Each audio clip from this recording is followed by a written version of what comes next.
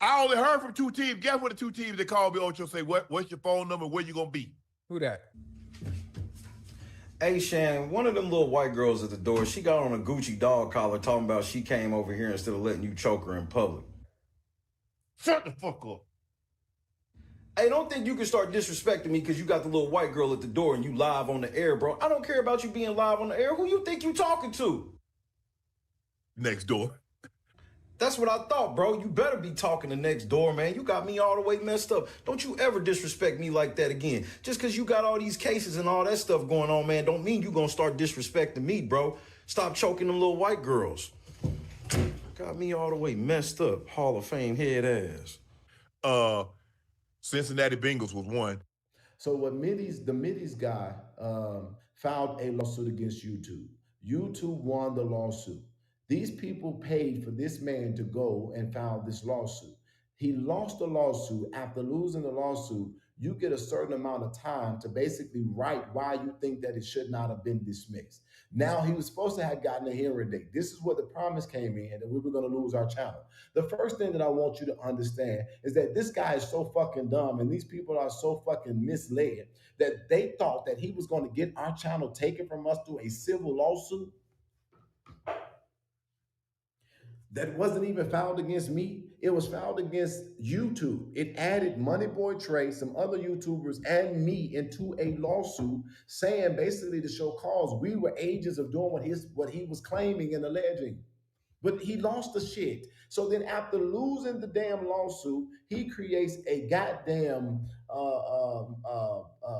follow-up saying, this is why I think I shouldn't have had this case dismissed. And he puts a lot of the same goddamn documents in it. 5 minutes. He puts a lot of the same goddamn documents in it. And then the judge says, basically, fuck that. We don't need another hearing. We do not need another hearing. I'm going to make my decision. I have enough evidence and I've seen enough to know what I'm going to do. But let me help you out. If it was already dismissed, fucktard, when I say that the lawsuit is processing, I'm saying now the judge don't even want to see your dirty, dusty, fat, stupid, busted ass. He's going to make his ruling without you when he's ready. There is no date aside. It's assigned. It's processing, ho. You lost. And our channel is still here. And when you keep on looking at all of these promises that are being made and nothing is happening, that should tell y'all everything you need to know. That's why they are not to be taken serious. Exciting things are happening at Burger King. All right, great meeting, guys. Yeah, hey, let's go to Burger King and get one of those new crispy chicken wraps. What's in the new crispy chicken wrap? What's in the new crispy... What's in the new crispy chicken wrap? Mary?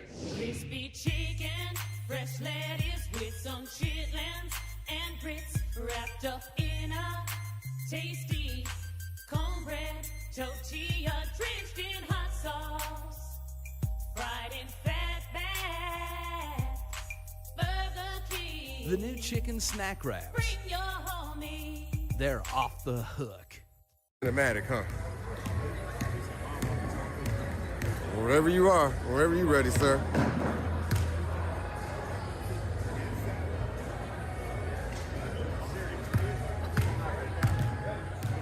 Should have put a hand up. Oh, before we leave, I just wanted to just kind of, first, I just want to say that Jesus is the way, the truth, the life, and to any of, you know, the world that's hearing this message, the kingdom of heaven is near.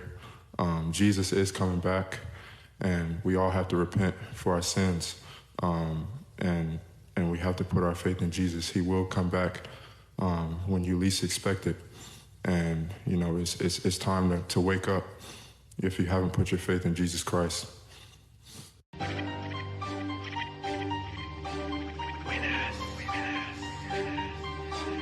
FDI, further in, I missed the feds. If I knew they was gonna snitch on me, I should've popped Gucci up in his leg. But it's cool, I like the feds. I'm getting milk, bitch, with the bread. And I'm in here with my dad, so it shouldn't even be that bad. They said they tracked my GPS, man, but I know he opened his mouth. You from the east side of Atlanta, I'm from the south side of the south. I'm from the streets for real, man, so you already know that I don't play. Only time you see me playing is if I'm winning up on state. The commissary ain't coming till next week. 30, pass me your plate. You You want your cornbread? Get your bitch ass out my face. Having fun up in this bitch, dog. I'm really having my way. Lontrell Williams Sr., you're free to go.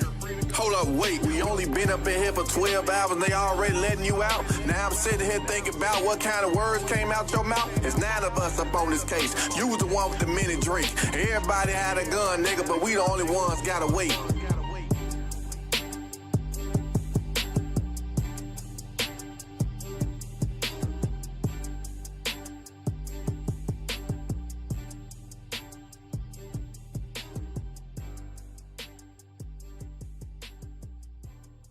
Exciting things are happening at Burger King. Good game, man. Yeah. Hey, you want to go down to Burger King and try one of those new crispy chicken wraps? What's in a crispy chicken wrap? What's in the new crispy? What's in the new crispy chicken wrap? Mary. Crispy chicken tastes so good after smoking up a blunt, drinking a 40-ounce of Kool-Aid.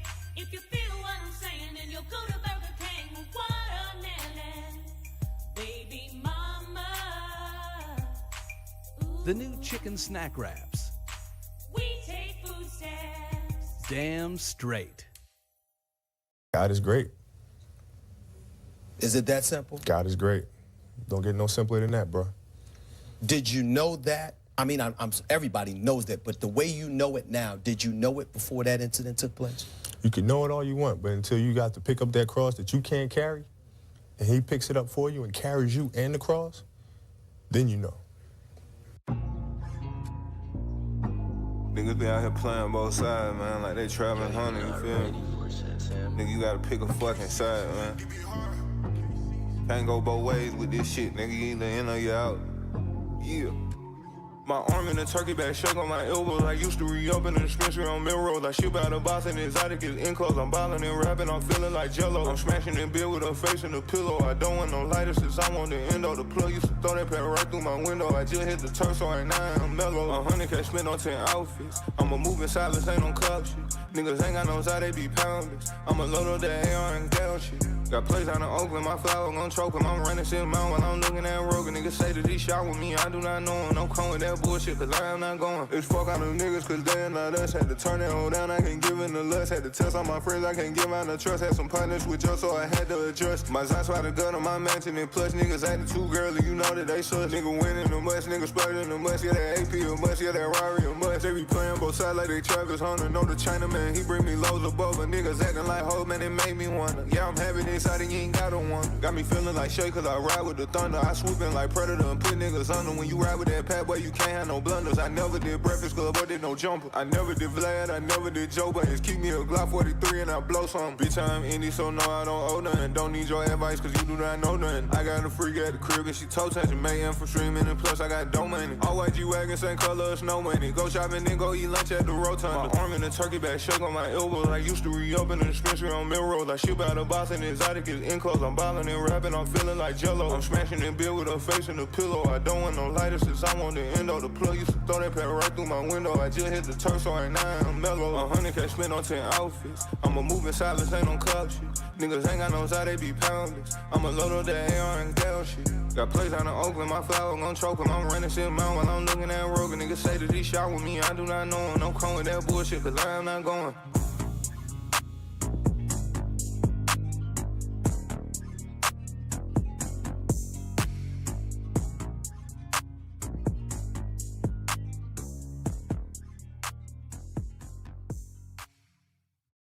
Exciting things are happening at Burger King. All right, boys. Enough working for the day. Let's head on back to the big house, get us some of them crispy chicken wraps from Burger King. What be in them new crispy chicken wraps? What be in the new crispy What's in the new crispy chicken wrap? Mary? Crispy chicken, black people, gonna smack it with your big lips. Robbing and stealing to get that fried meat. Don't care what you heard, chicken's on Negro's heat. Lots of grease for your ashiness. The new chicken snack wraps. Hey, y'all, they making fried chicken for us at Burger King. Come on! At Burger King. Show enough.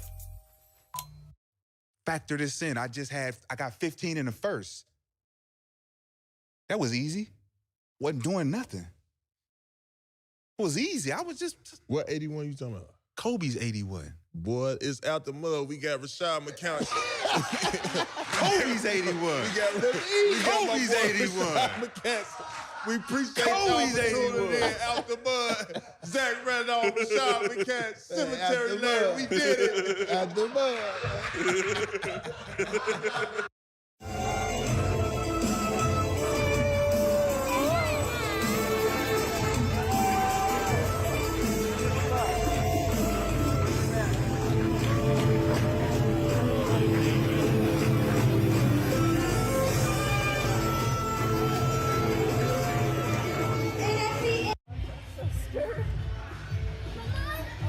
Stop bouncing me.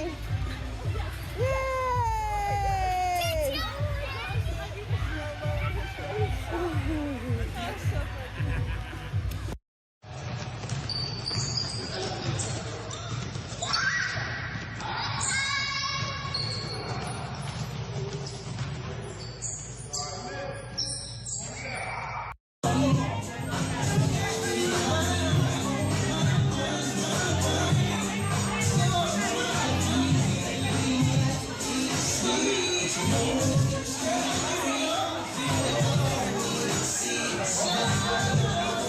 All right, now this is the one. This is the one. He's gonna actually do it now. Take 2. I got hung that time. Or take 3. I got hung that time, so I'm actually closer. I'm closer. Here you go. Come on, Daddy.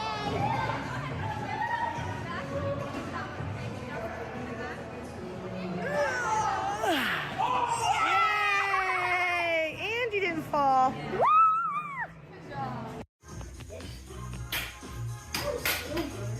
What's going on? I play basketball. I play basketball all the time. Okay. Hey, first you put the eggs in it. This right here. Where's Pop? Okay. When it's 10, I go to 10.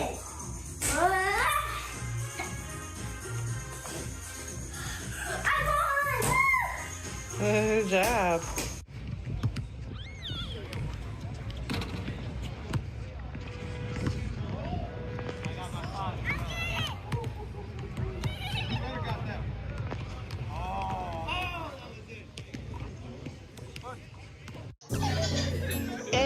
I'm in Miami right now. I'm in Miami right now. I'm in after your file. I'm on Ocean Drive. I'm in Miami. In Miami right now. I'm in after your file right now. On Ocean Drive right now.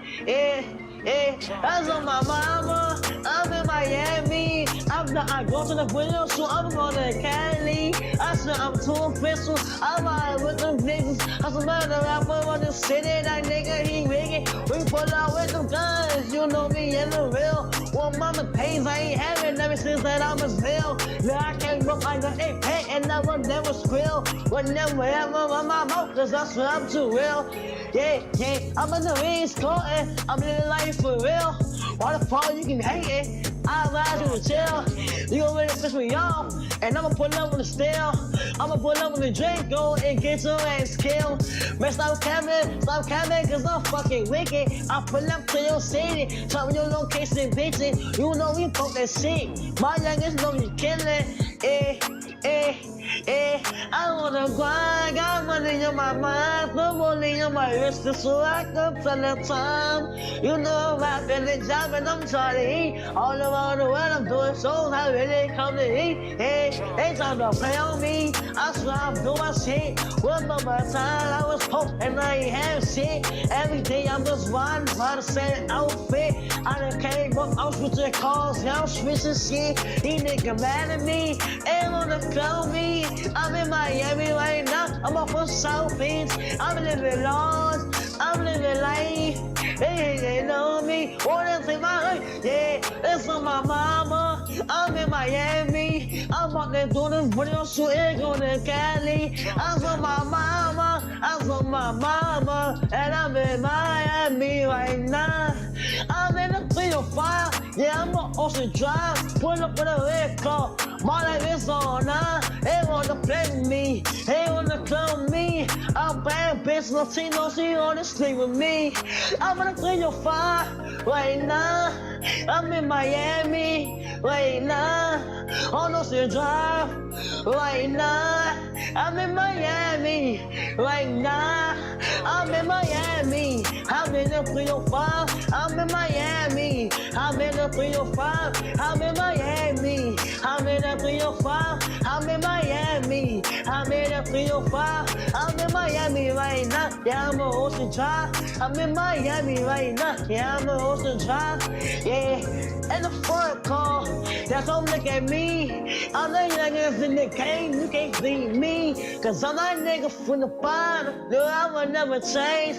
Diamonds on my hoodie. I got diamonds on my chain. I'm in this song. No, that's right. Ain't no game. Yeah, yeah, yeah. In Miami right now. And the 305. Yeah.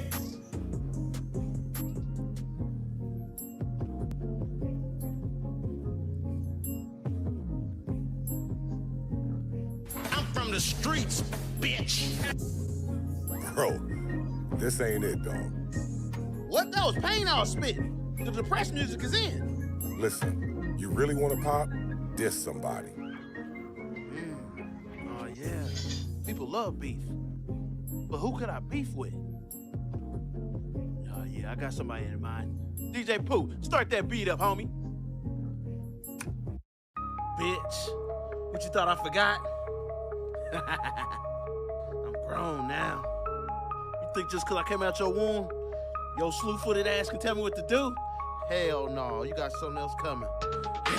In 03, you embarrassed me when you caught me and my friend smoking. Your big ass walked up, built like a fridge with the doors open. When I was a kid, she made me wear a helmet when I rode my bike. Woman had me in that ghetto school when she know my ass couldn't fight.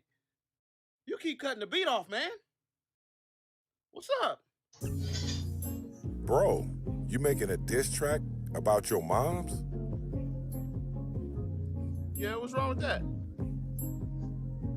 The woman that raised you?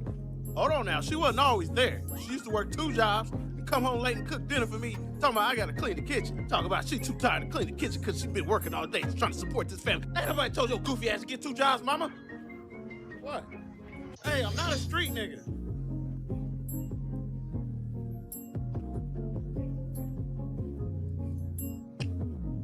I'm ready to go. I'm ready to go. Thank you, Jesus, for another one. Late night crew. Bruh. I feel like I'm asleep right now. There's no way I'm about to have this stream. This ain't even real. Hey man, say what's up to your boy. Hey girl dad. Hey man, salute. I fucks with you.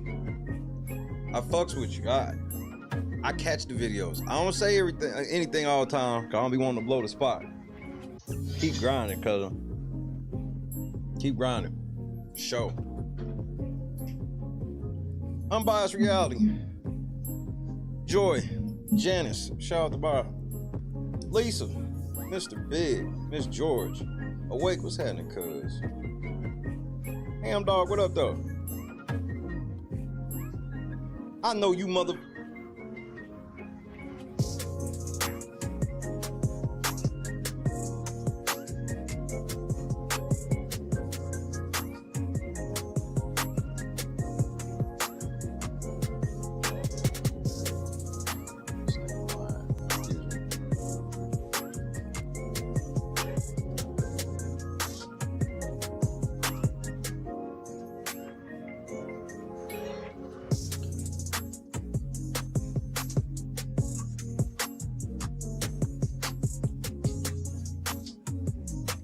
Linux, I'm getting ready to sign off, man. Y'all can blame Unbiased Reality, man. I'll see y'all later.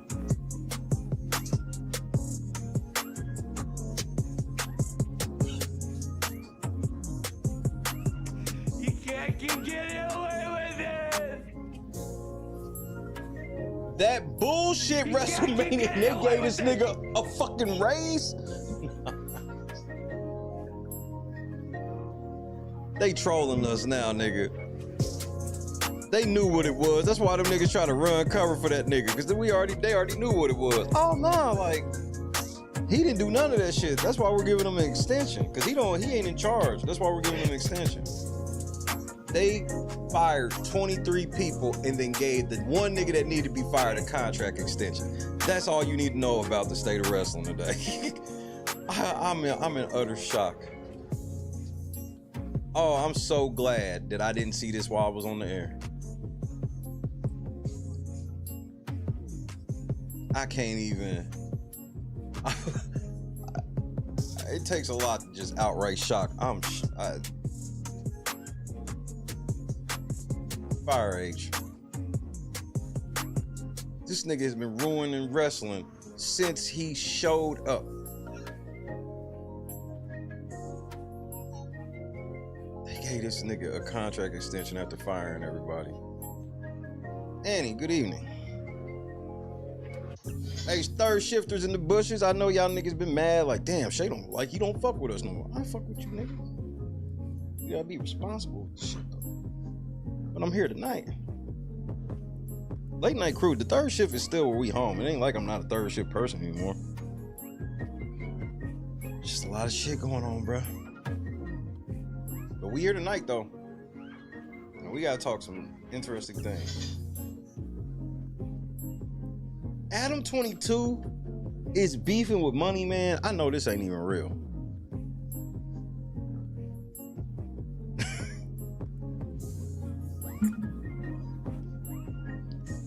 You would think I would probably listen to a Money Man song right here, but I think I'm gonna just get to work.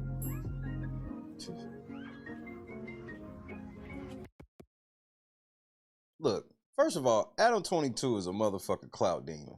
And he doesn't care. He will literally let a nigga fuck his wife for clout. And this is the truth. This ain't like, you silly as fuck. No, nigga, that's like the truth, nigga.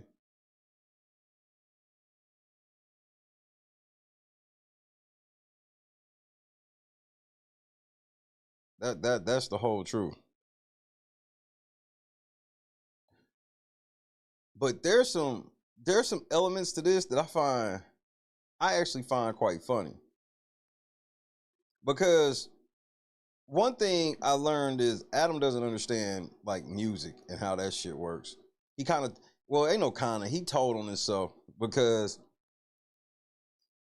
I'm gonna poke some big ass holes into this shit. Now, just to be completely transparent, of current rappers right now, Money Man is my favorite rapper by a mile. Janice with the 10-piece. Napper. What's happening, cuz? So,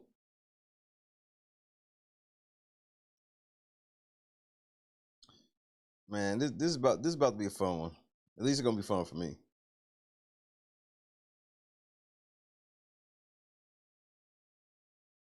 Well, at least I gotta hear him diss No Jumper. Then I can go to work. If y'all, bro, Money Man been dissing No Jumper for 4 or 5 years now. In his earlier music, like right before I moved here, he was rapping. He would just he would say shit like maybe he was counting up money while watching a No Jumper clip. Something like that. It was not like that. Then all of a sudden, he you know what he points out in his songs a lot? At least once an album, he will say something along the lines of how he don't fuck with Vlad and he don't fuck with No Jumper. Which obviously we all know why you probably shouldn't. But let's get into it, shall we? I gotta sneeze. There it is. Hold on, one more.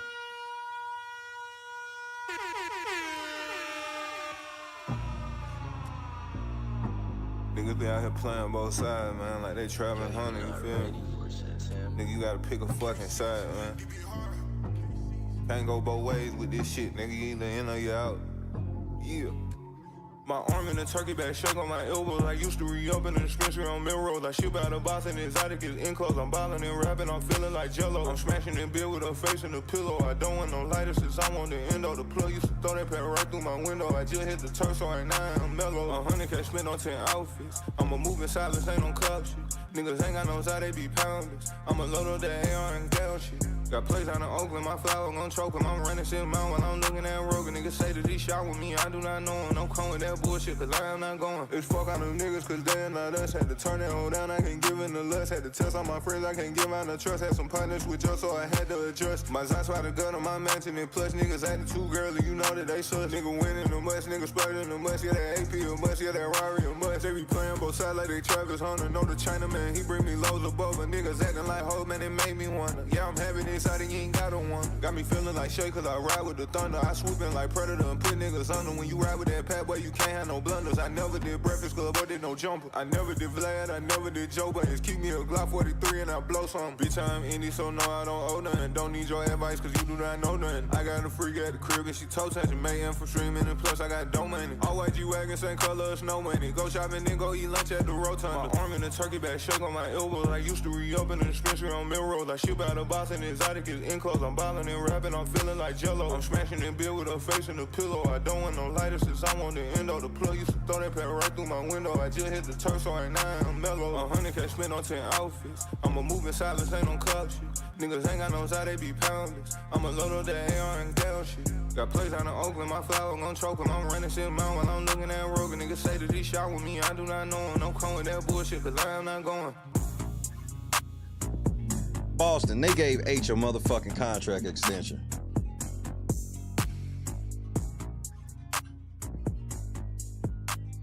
Man, that nigga Money Man be spazzing.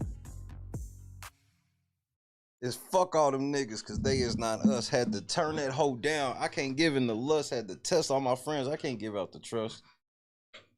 I had some partners switch up, so I had to adjust. They be playing both sides like they Travis Hunter. Yeah, the Chinaman, he bring me loads of bubble. Niggas acting like hoes, yeah, it make me wonder.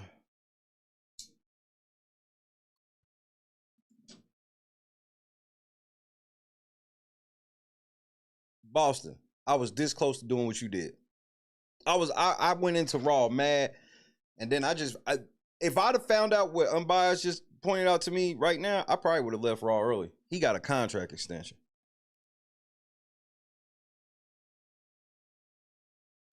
Boston, the fuck's wrong with you, man? It's the OTC, and I must have the Usos ride my nuts. And after I beat Fatu, he's gonna ride my nuts. They will acknowledge these.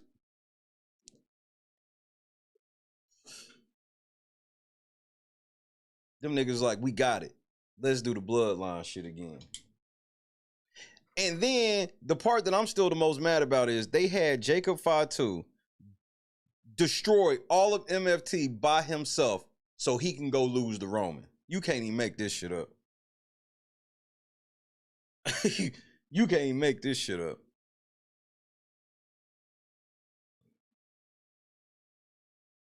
I never did Breakfast Club or did no Jumper. I never did Vlad. I never did Joe Buttons. So Adam was calling Money Man broke. Apparently they got into it, you know. Nigga, Money Man broke. I was like, this nigga ain't got no bread. His albums don't be doing shit.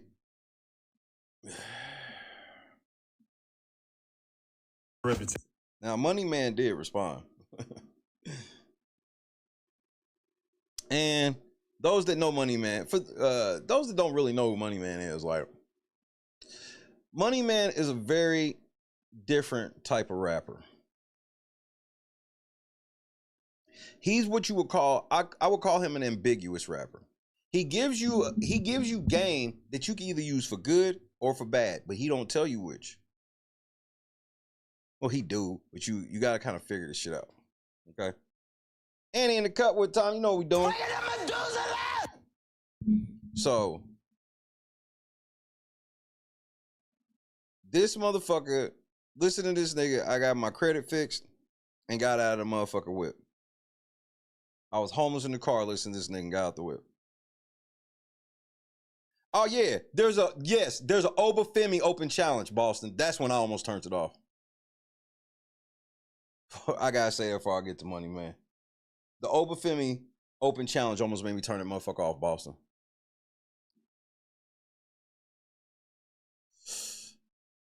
So, Money Man rap about getting your credit fixed, taking care of your wife, your kids, stay loyal to the team, own your own shit, don't work for nobody. That's why he said, I'm indie, so no, I don't know nothing, or no, I don't owe nothing. And so that's just kind of Alpha was happening. That's just kind of the gist of his rap. He was the only rapper to take his distro deal in fucking crypto. Wild business. But he made money from it. If he sold it at the peak, he made a lot. He made more because they gave him like $1 million in crypto. Because he owns Black Circle, but his distribution, he got distribution through Empire. Remember it was like Ghazi, they was like, nigga, that nigga's a curse. Everybody was dying for a second, shit. And so, a lot of times y'all might not really understand what that nigga be saying, but I promise if you slow it down, he's actually saying stuff and you can actually understand what he's saying, and it's actually like smart shit. He's definitely what I would consider nerd rap, but people streets respect him. So, he drops album after album after album after album after album. No promo. He don't be doing no promo. Bro, I'm like what his biggest fan is.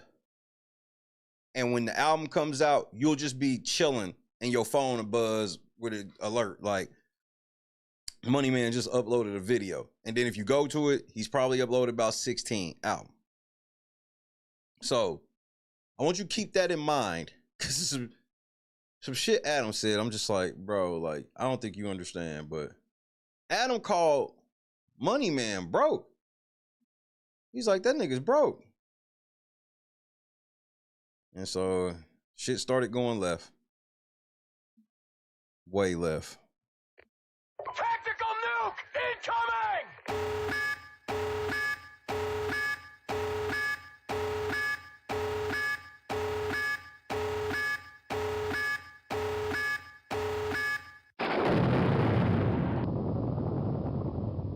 See how these rappers will take 50K out of the bank. Hold on, nah, I want to go to the other one first. So Money Man has a reputation for being one of the biggest cap artists in the music industry. Basically, everything he puts out is massively botted and inflated. He's nowhere near as popular as he acts like he is. Okay, Adam, that's the baseline. He got numbers, but his numbers are inflated. Okay, that's the baseline. So because we got to make sure we piece this properly, Adam. This is the baseline.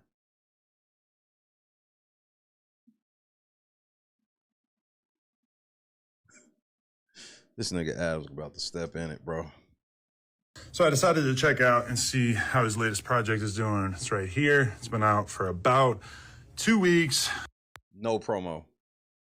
That's anybody that knows anything, when you say drop an album, first of all, you're never supposed to drop an album with no promo. This might even be his second or third album of this year. I tallied up all of the plays, equals about 750K on Spotify. So we double that since Apple Music is a thing. I don't understand that math. How the fuck does Apple and Spotify views equal the same thing? Go ahead. Lands you on about 1.5 million streams. No, that would land you at about... Nah, that's right. That lands you about 1.5. After 2 weeks. And by the measure that we use, we divide that by 1,500.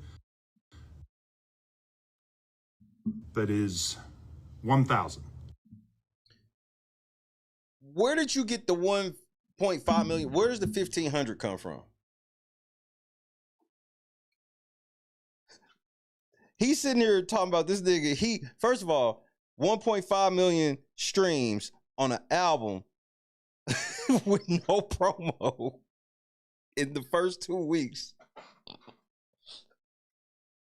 And Money Man never be in the blogs. He don't be on social media talking shit.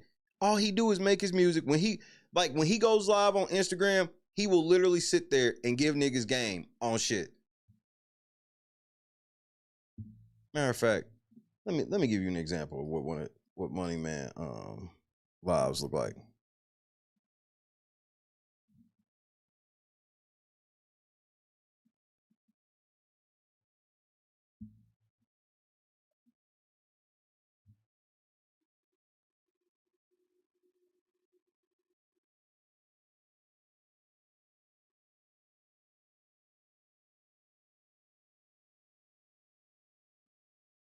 So you can just kind of understand. So at least he'll talk in a way that you can more understand than his fast songs. Let's see. We got timestamp here. Yeah, it's basically over. I'll let Adam finish and then I'll play that. 1,000 album sales total in the first 2 weeks of its release. Adam, that math that you just did ain't even remotely real. I know you think you like, nigga, I actually do this and I've been doing this longer than you. And I did it in an actual official capacity. Y'all niggas are just podcasters. Like the actual hip hop game ain't never recognized none of you niggas. That's why I sit back and laugh, because y'all niggas think y'all in a club. No, y'all not. Y'all laughed at. Y'all not even taking it serious. So, again, Scott Johnson. This guy wants you to believe that he's got money. And I'm just saying it's bullshit. Okay. But here's one thing, Adam, that we can prove about this nigga's money. When Bitcoin was about like 30,000, 40,000, it might have been at like 35,000. They gave Money Man $1 million in crypto at like 35,000 per Bitcoin. Okay. Bitcoin got over $110,000. So if he sold it at that peak, think about how much that is. Just that. If he still has it, it's still at 70-something thousand now. Y'all niggas don't even be knowing what's going on. But I wonder why Adam feels the need to be picking a fight with Money Man. It's kind of weird. But let's go look at Money Man's page and let's just kind of see what's going on over here.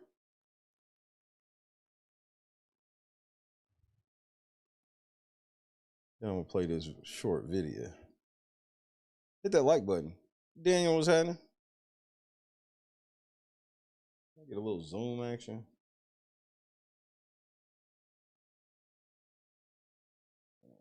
Let's see playlist.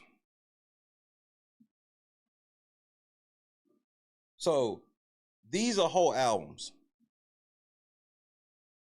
These are let's sort by newest. These are whole ass albums. And then this ain't even all his albums. So let's go to videos then. That'll get a better taste. So this is the album that came out 2 weeks ago. Break the Rules or Go Broke. Been out about 2 weeks of change. Now, he dropped his other shit had 2 point, like his shit's gonna get up there. It always does.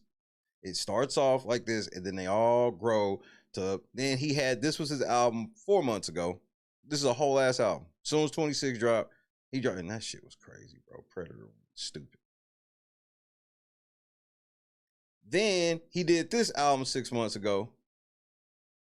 He put out a whole album with AI music videos, which was hilarious.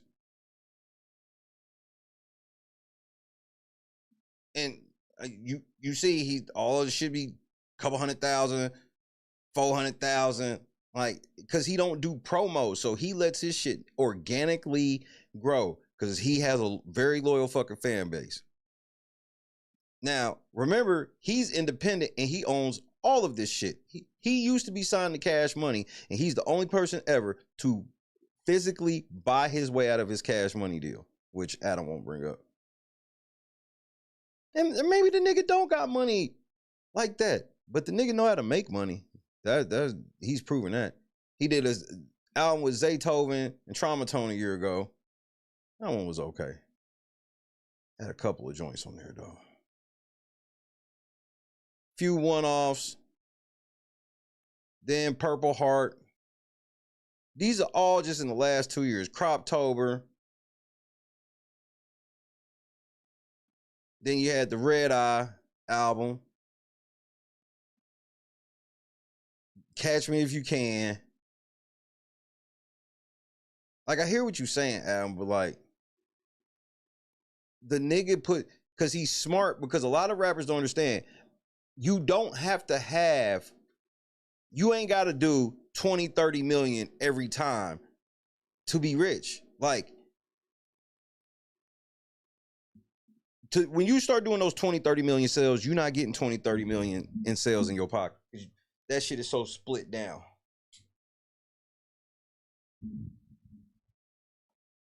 All this is publishing that will be ate off of forever. Forever. So I want to point that out. But I just want y'all to hear the type of shit he sits on IG Live and talk about.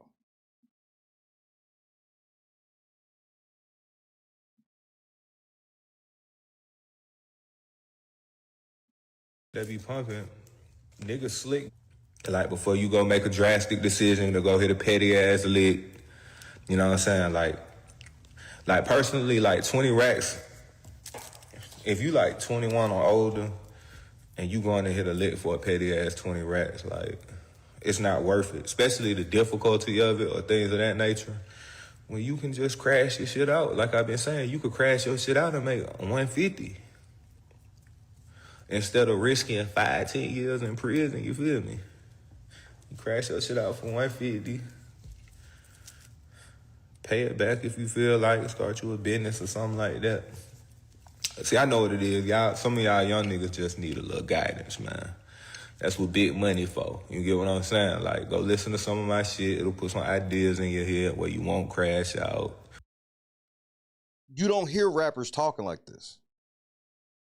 He's like, you could hit that $20,000 lick, but if you listen to my shit, I can show you how to crash your credit out for 150. Nigga, I started the LLC for Late Night Crew. Listen to this nigga shit. Got my credit right. Listen to, I'm not playing. And the shit make me laugh because you just hear it and it's just like, oh, you'll hear the beat or whatever. Me, I've always been the type of motherfucker. I listen to every element of a song. Words, music, sound effects, whatever. These other niggas is not telling you to do this. These other niggas are telling you to crash out. You actually and exactly, girl dad, straight up on some K-Camp shit. Most motherfuckers be like, who the fuck K? Man, K-Camp been fucking dropping album after album for like a decade now. He's set for the rest of his life. And he don't owe nobody. Stay at home with your kids, you know what I'm saying? You won't be away from the ladies for years at a time. Talking about prison that made you a better man and slowed you down and stopped you from doing this and that. You really just need a big dog who can put you on some game and some money, you know what I'm saying? That's all you really need. You don't need, see the big dogs you got, not everybody, but a lot of these niggas big dogs is ignorant. They don't really know shit. See, that's where having a little intelligence comes into play if you want to get rich out here in these streets. You know what I'm saying? That's why they say it's a difference between a chess player and a checkers player. You know what I'm saying? Some niggas get lucky, though. We ain't going to act like some niggas don't get lucky and goddamn run it up. You know what I'm saying? But common sense has to come into play sometimes. You know what I'm saying? It's like when artists be wanting to get signed to some of these labels. What Young Boy told y'all, he said, don't sign the Atlantic. They fucking them over. How many young niggas y'all think gonna sign the Atlantic this year? Then it only be like 5 niggas popping on a label, 1 to 5 niggas popping on a major label per year. Why are you running to that label? 30 of y'all niggas gonna sign to the same label, and only 1 to 5 niggas popping per label per year. Sound like dog activity to me, man. That's why I don't be on live that much, because I get to calling shit out. Like, I get to calling all the dumbass shit out, you feel me? So I just be chilling. Nigga, that be my problem. That's why I need to stay off of live, nigga. Cause nigga, I get to saying all this shit, bro. All these niggas is still trapped. All of them. Alpha. All of them. All of them. Oh, and Money Man was at one point, and he the only nigga that I ever heard of buying his way out of like Cash Money. You know how much he had to pay to buy his way out of that shit?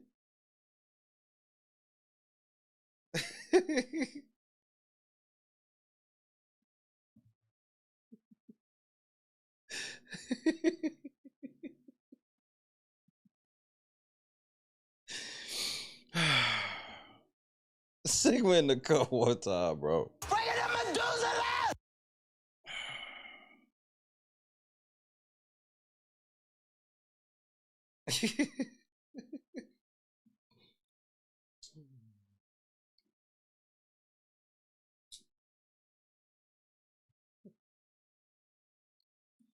Oh my goodness. Go ahead, Money Man.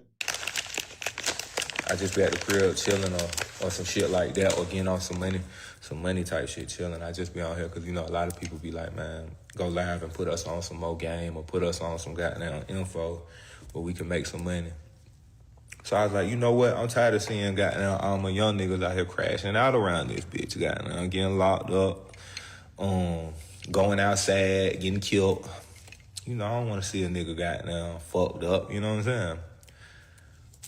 But I got that other side of me that don't really give a fuck, you know what I'm saying? Like, fuck, it's fuck everybody, you know what I'm saying? So that's why I be like, you know, I'm a big shark, man. We Pisces, man. I go upstream or downstream. When I'm swimming downstream, it's fuck everybody. I don't give a fuck what's going on. But when I'm in a good mood and I'm swimming upstream, then it's like, oh, okay, you know what? I got love for everybody, man. I don't want to see nobody lose. Unless I just hate you and don't fuck with you.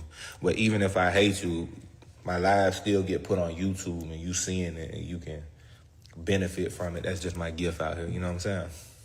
I'm off this bitch. And he be deleting pretty much every one of his lives, nigga. He'll give game and just be gone. Like, it randomly. He'll just randomly he'll come on just random.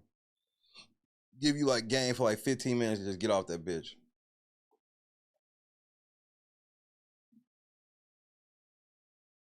So he responded to Adam.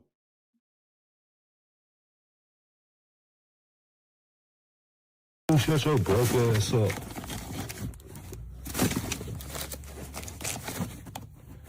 Shut your broke ass up, Adam 20.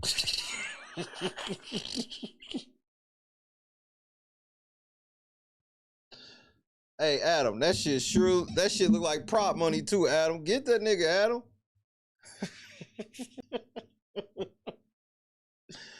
Get that money too, Adam. Go ahead.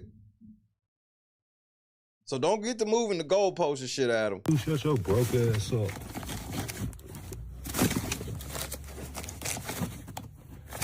Shut your broke ass up, Adam 22, nigga. This shit play money.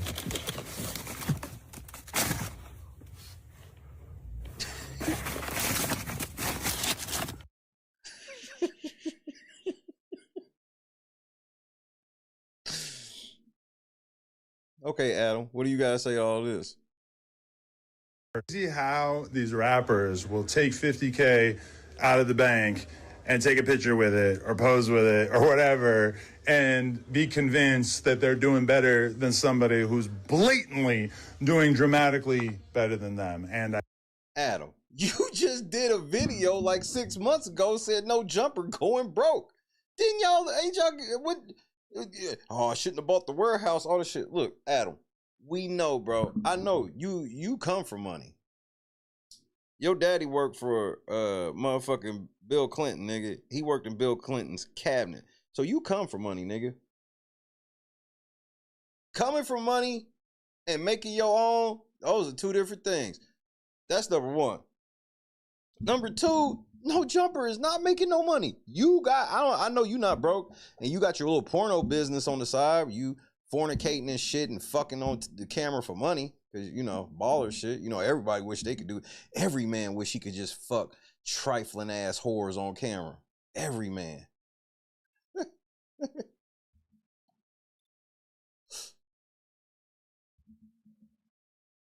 He mad because Money Man done dissed this. Adam probably even know that. Adam probably don't even know that shit. Money Man has dissed this nigga pretty much on every one of the last 5 or 6 albums, maybe even 8. He disses Vlad and No Jumper all the time because he sees what I have seen and the shit in the level of nigga. Them niggas ain't. It was like when I first heard of No Jumper, it wasn't like you like Adam, but it was like they had shit. Why don't they have the same type of shit now? They get everybody fucking locked up. Everybody gets locked up or something.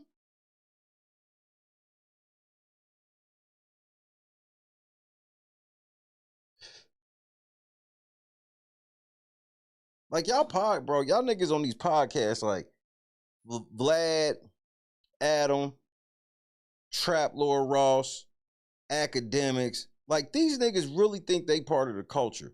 Y'all niggas is all nerds. Me, I'm a nerd, but I actually was in the trenches, nigga. I actually was in these fucking clubs. I actually was with these fucking rappers.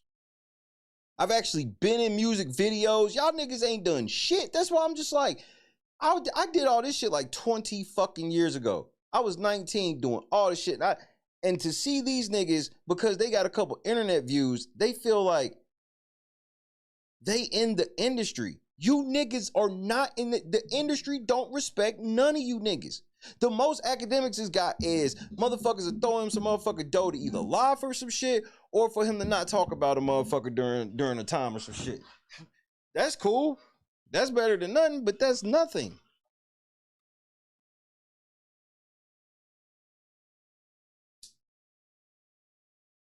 Cause it ain't like niggas is, you know why y'all worthless? Cause y'all don't play nobody's records. Let's talk about it.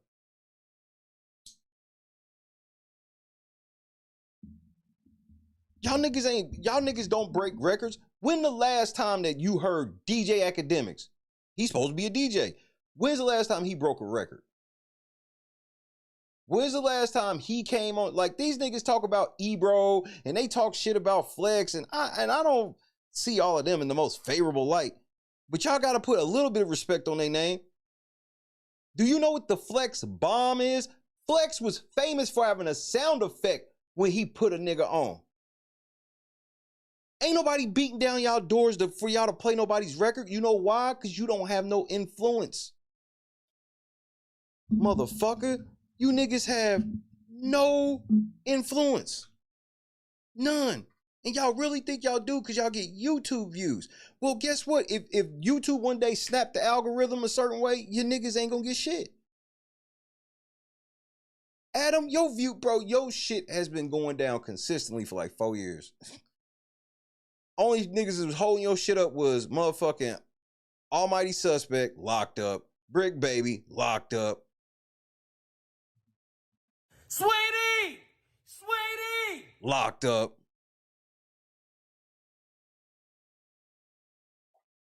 Flacco pimped you, spun off your shit. And that was, I don't fuck with Flacco, but that was the smartest thing he did. Pimp No Jumper and spin off.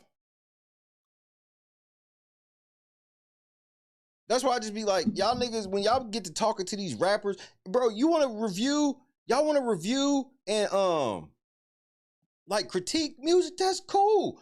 But this shit where y'all like, y'all, nigga, record labels used to call me Shay.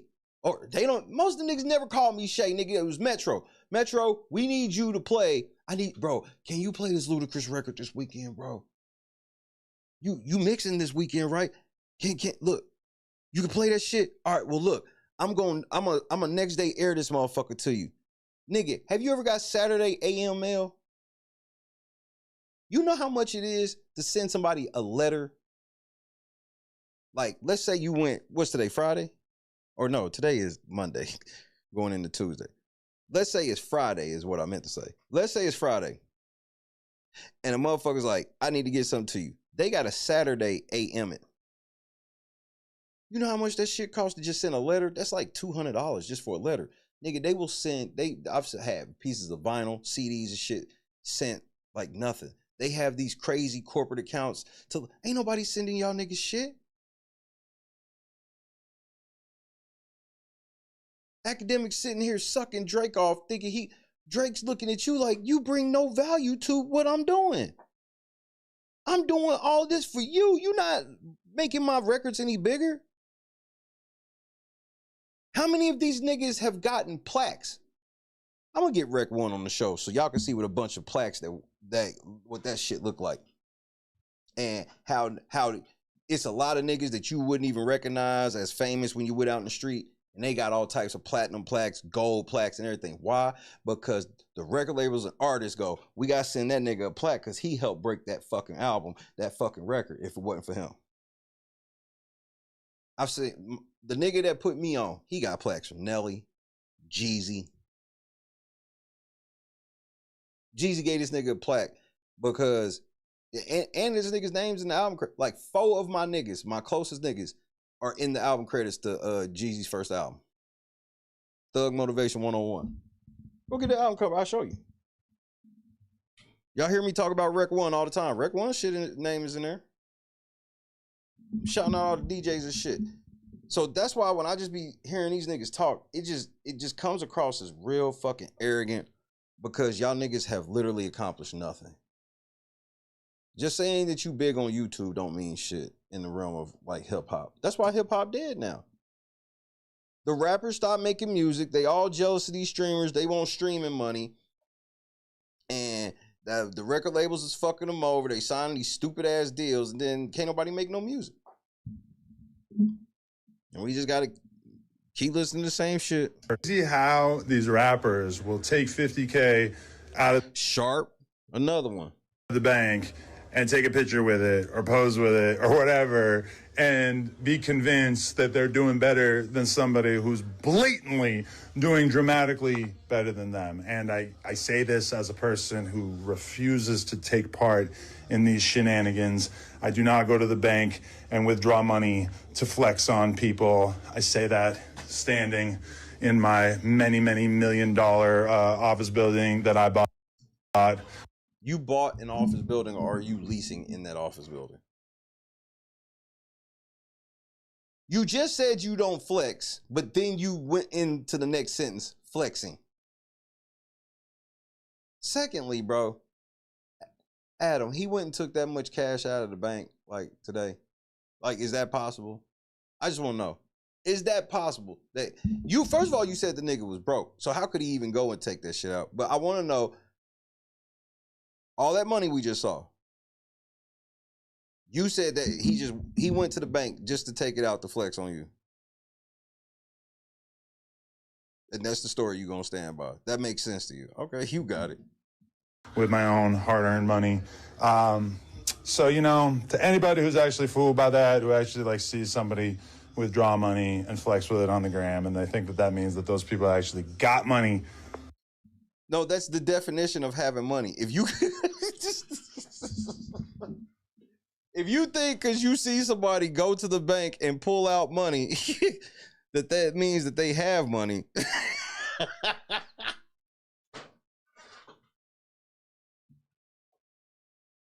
Nigga, that's the definition of having money. When you have money, you know what you can do? You can go to the bank and pull it out.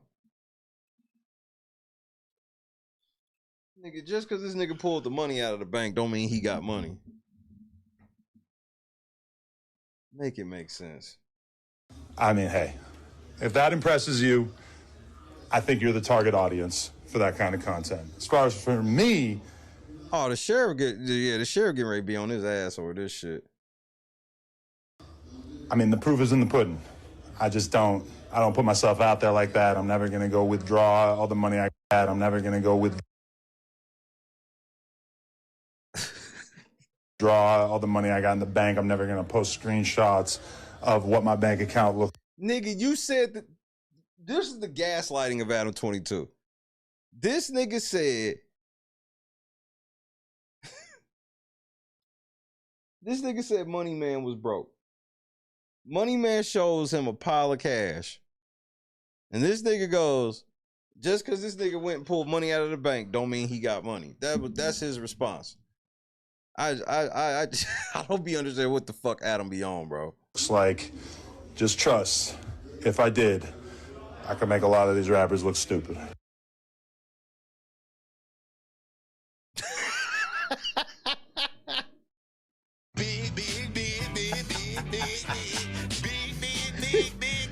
Adam, you let a nigga fuck your wife for money, nigga. You can't be balling like that.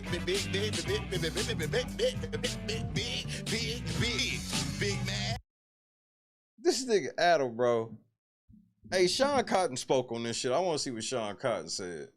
I already know the game spirit, bro. The game spirit about to have fun with this one. Cause this is Money Man that had a wild weekend, bro. Cause he says he actually had Boosie back against Vlad. But see, there is a bias there because, like I said, every album Money Man gonna diss Vlad and diss motherfucking Adam every album. So like, I don't even know if a diss song is even gonna be necessary because just him dissing Adam is a regular occurrence. Like anybody who like listens to Money Man will tell you that nigga diss Adam all the time. The album that Adam was just talking about. I only heard from two teams. Guess what the two teams? The teams? track Mellow. The motherfucking track Mellow on the motherfucking album Adam was just talking about. I never did Breakfast Club or did No Jumper. I never did Vlad. I never did Joe Buddens.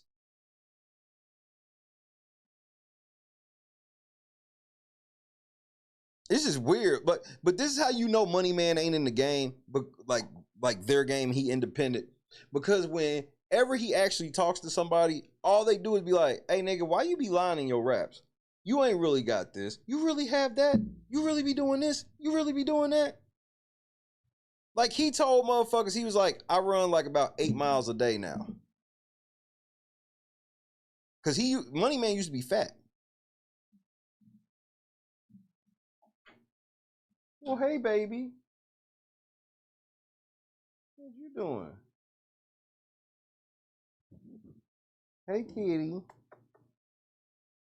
Well, hey, Marie.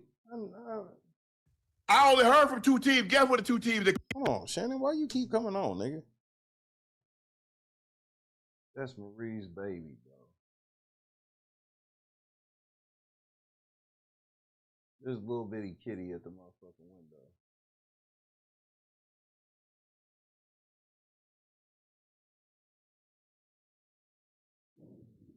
Pretty little kitty too.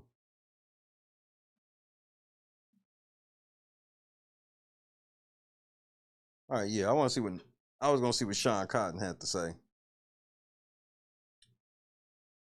But like when Money Man did an interview and was talking about like him running, people don't believe he run miles. I don't know if the nigga do or not, but I do know this. He's the only rapper I see get like quote unquote pressed in interviews about shit he's saying in his rhymes. Nobody else do. Like, nobody else do. And I noticed that shit. And whenever you get treated differently than like everybody else in like an industry, I know it's probably because you on a level of a black sheep type of situation. Like, no, everybody think Money Man broke. And these like main people be like, this nigga don't really be running no miles. And bro, and that's the other thing. He talk about eating healthy. Like this nigga raps about fixing your credit, staying with your girl, building your family, being loyal to your kids, raising your kids right, eating healthy. I bullshit you not. This is what this nigga raps about. You don't believe me? Go listen to it yourself. Well, that's the thing. Like, for us that grew up, like, really rapping, like, or rap from, like, how the way that it went from the 80s to the 90s, it was just going up, up, and up. And it was like, people were getting more and more advanced with it. And then all of a sudden, I mean, we had so many elements of the rap, the East Coast, the West Coast, the down South, the Midwest. You had the freestyle rapping. You had the battle rapping. Like, it was so many different. Now there's like no scenes. Everything that's like, all the different scenes are basically a level of nostalgia, if you will. I can't remember the last time I seen a DJ battle. I'm like, do DJs even battle anymore? His input on it. He felt as though he felt as though Vlad should have paid Boosie what he wanted for play the long game. When I first seen it. Nah, hold on. I'm going to get the whole joint. I'm going to get the whole joint.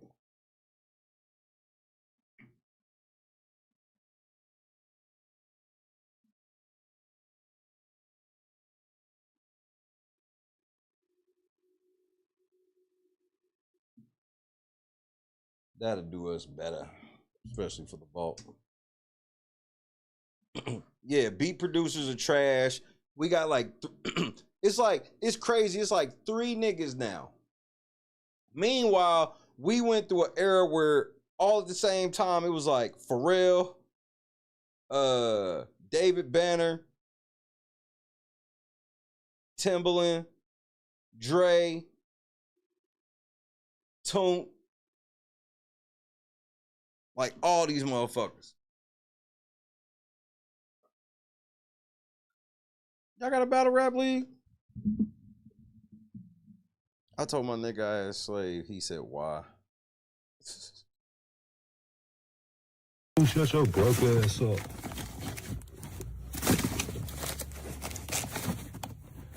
Shut your broke ass up. Adam 22, nigga. This shit play money.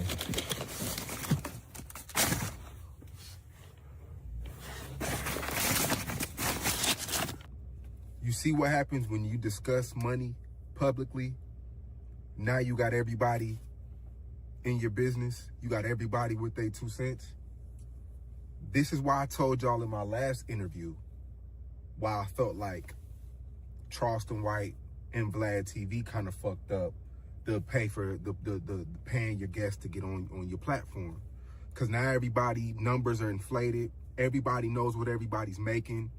Everybody's true worth. It's everybody feeling themselves and watching their. No, it's a little more simple than that. Nah, I feel what you're saying. And he's the nigga that runs Say Cheese. Say Cheese, right?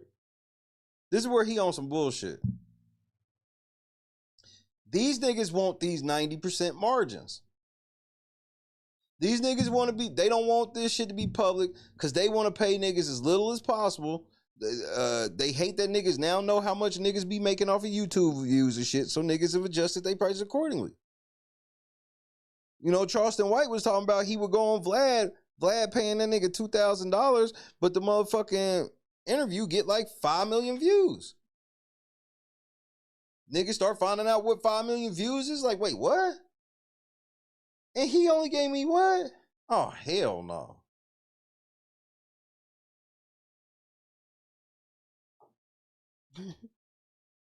Everybody else instead of just trying to build their way up. That's why I told y'all that in the last interview. So it's getting worse. The Money Man, he had his input on it. He felt as though Vlad should have paid Boosie what he wanted for play the long game. When I first seen it, I kind of felt a little way. I'm like, why do us? See, that's because they feel like they hold the keys.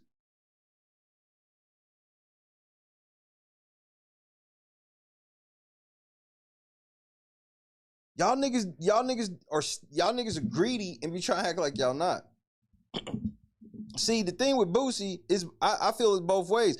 I see where Vlad coming from on it, but that's only if I believe what Vlad say, where every single time, like Boosie was getting more every single time which I don't believe. Like, this is what y'all get for fucking with these niggas. Like, who is Sean Cotton really? Who is all these niggas that be doing these interviews really? Like, really nobody. And yeah, your platform and stuff get big, but it goes back to what I was saying about you niggas from the jump. You're not, just because you got big on YouTube don't make you big in hip hop. You, like, ain't none of y'all niggas going to the Rock and Roll Hall of Fame. None of you. Not one. For what? What have you brought to the culture? Any culture. Nothing. You niggas just be on this app. Y'all interview niggas. And y'all got money to pay niggas. And y'all want to pay niggas as less as possible so you can make as much as possible. And especially if the video don't do as much as you thought it would, you know, you gonna be feeling like you lost, even though you up. Holly, what's happening? Dan, what's happening? Was Denzel? My bad. Denzel, what's happening? As media outlets, why do we always got to take the short end of the stick? Cause you not the one we watch it for. That's why. You act like you Joe Rogan. People watch Joe Rogan. Why Joe Rogan shit be as high as it be? Because they watch it for him and his guests. Don't nobody watch y'all for y'all. It's just the truth.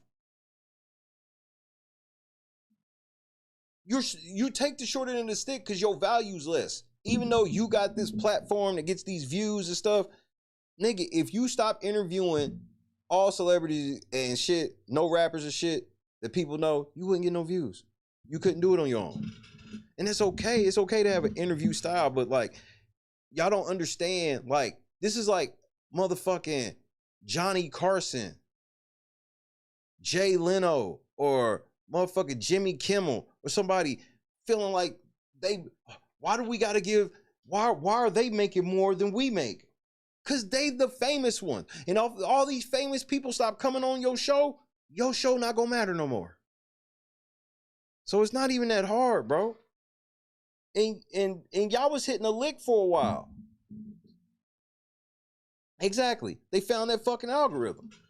And they was hitting licks in the beginning. Because in the beginning, niggas didn't know what niggas was getting paid in views. Now you can easily Google and you can find a roundabout.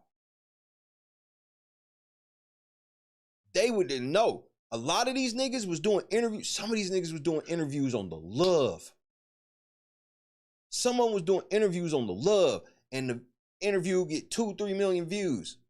Do y'all come back and be like, man, the video did way more than I thought. Here's like blah, blah, blah. Never. You know, we agreed to this. Get out of my face. So it kind of was like, all right, money, man. But then I remembered Money Man is the same rapper. And we talk shit about rappers all the time, but we gotta give niggas they flowers when it's due. Money Man is the same rapper, damn near coming off a hit record. Money Man gave me 2 free features, man. For an artist that's not even here no more. He's in prison. He's in.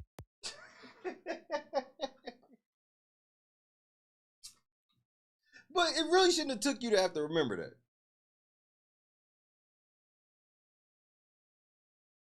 It shouldn't have took you to remember that to understand how it worked.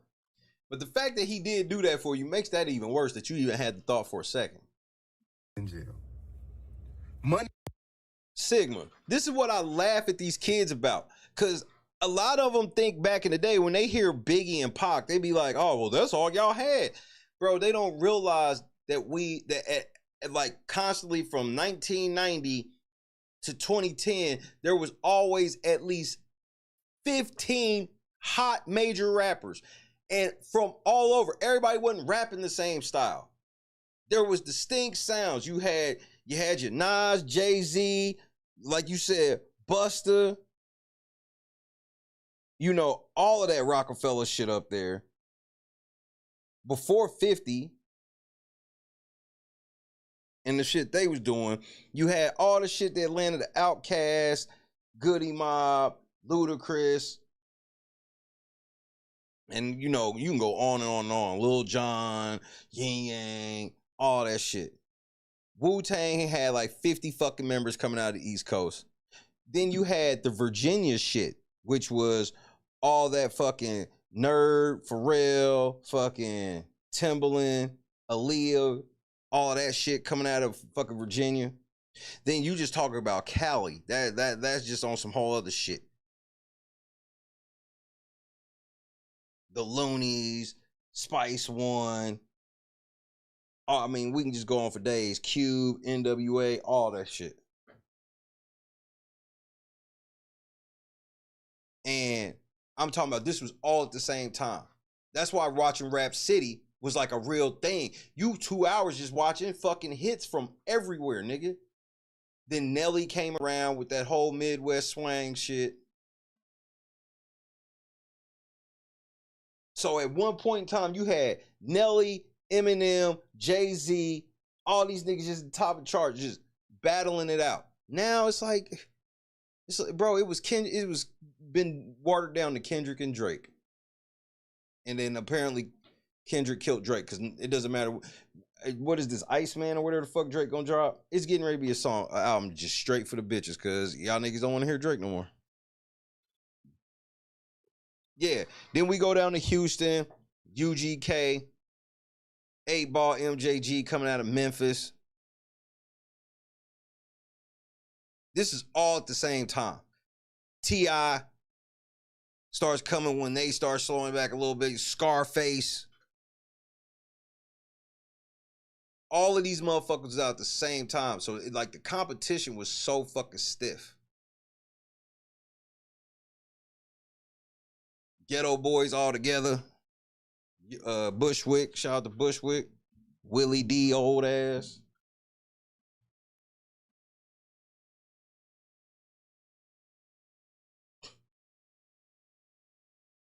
It ain't like that now. And then that's before you include the whole Cash Money team and the shit they did, the whole No Limit team and the shit they did. The production coming out of all these different camps was fucking crazy.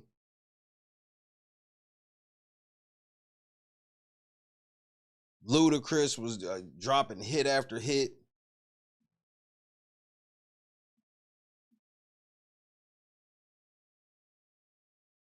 So these niggas got it so easy now. The game is just wide open for anybody to just take over this motherfucker, to be honest with you. That's why, look, the game was so thirsty that, first of all, there ain't no rap songs on the Billboard 200. If you grew up in the 90s and 2000s, you know that's fucking absurd. There's no rap songs on the Billboard 200? None? We used to complain it wasn't enough. Now there's none. It took Pooh Shiesty coming out of prison, dropping a first day out freestyle to break the Billboard 200. That's how sad y'all niggas are. And yeah, the whole Pac shit, which was wrapped up in that, like, the camps, bro. The Death Row camp. People forget how crazy that camp was. You had Dre, Snoop, Pac, Dog Pound,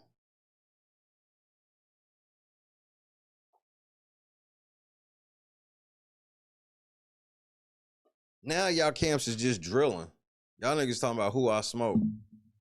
Man is the same rapper who gave me an interview for free early in my career in Atlanta. The nigga pulled up in a brand new $100,000 car, BMW.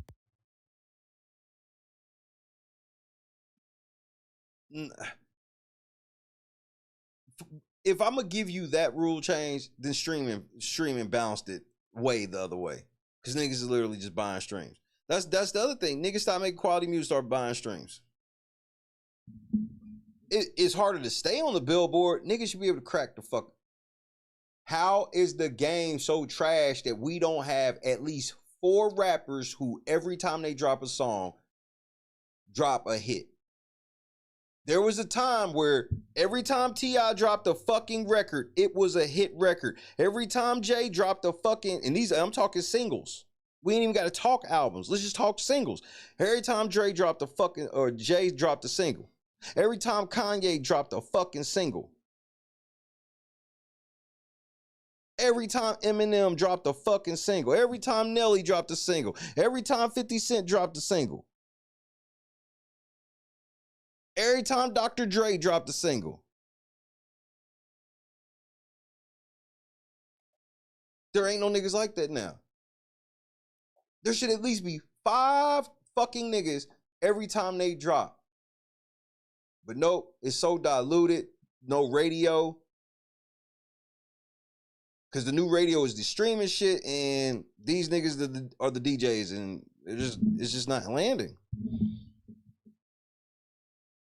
Because everybody stopped, and then I noticed it. That's why I was like, Boosie, he more popular than he was when he was rapping.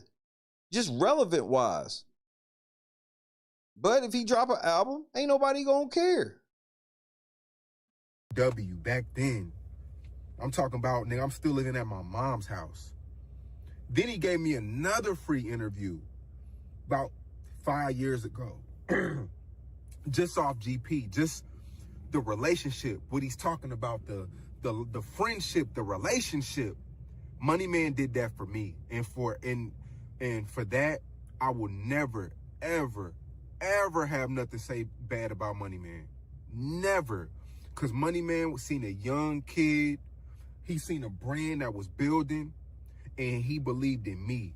I will never have nothing bad to say about Money Man. And when I seen him tweet that, and we had posted it on Say Cheese,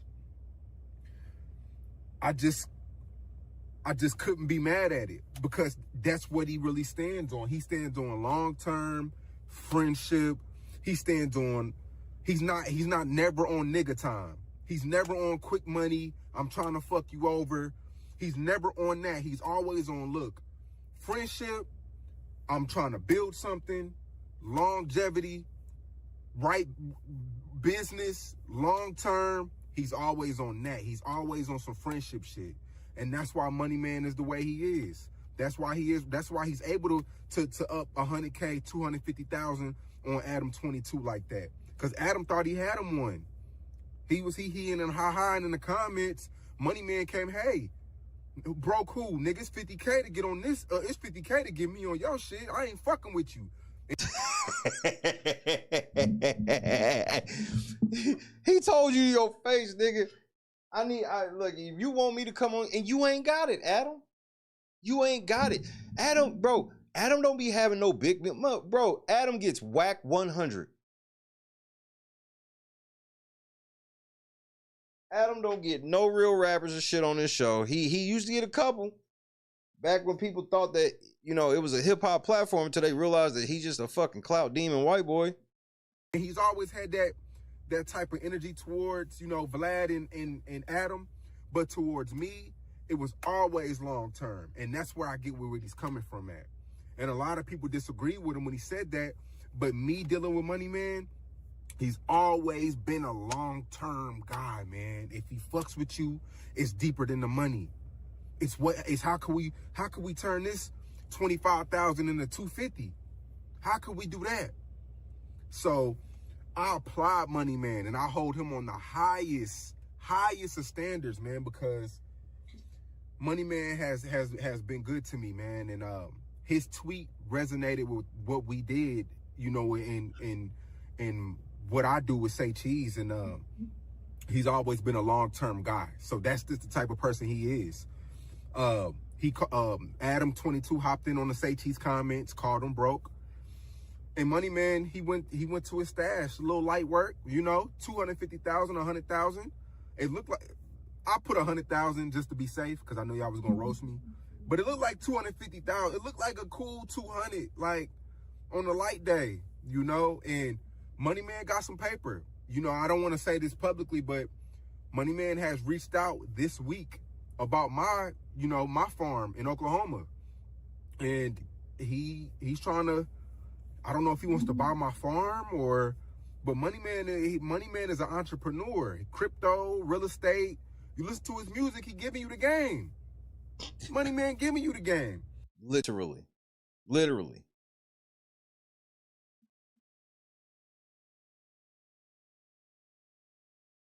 I'm my own business, nigga. I should be at LLC.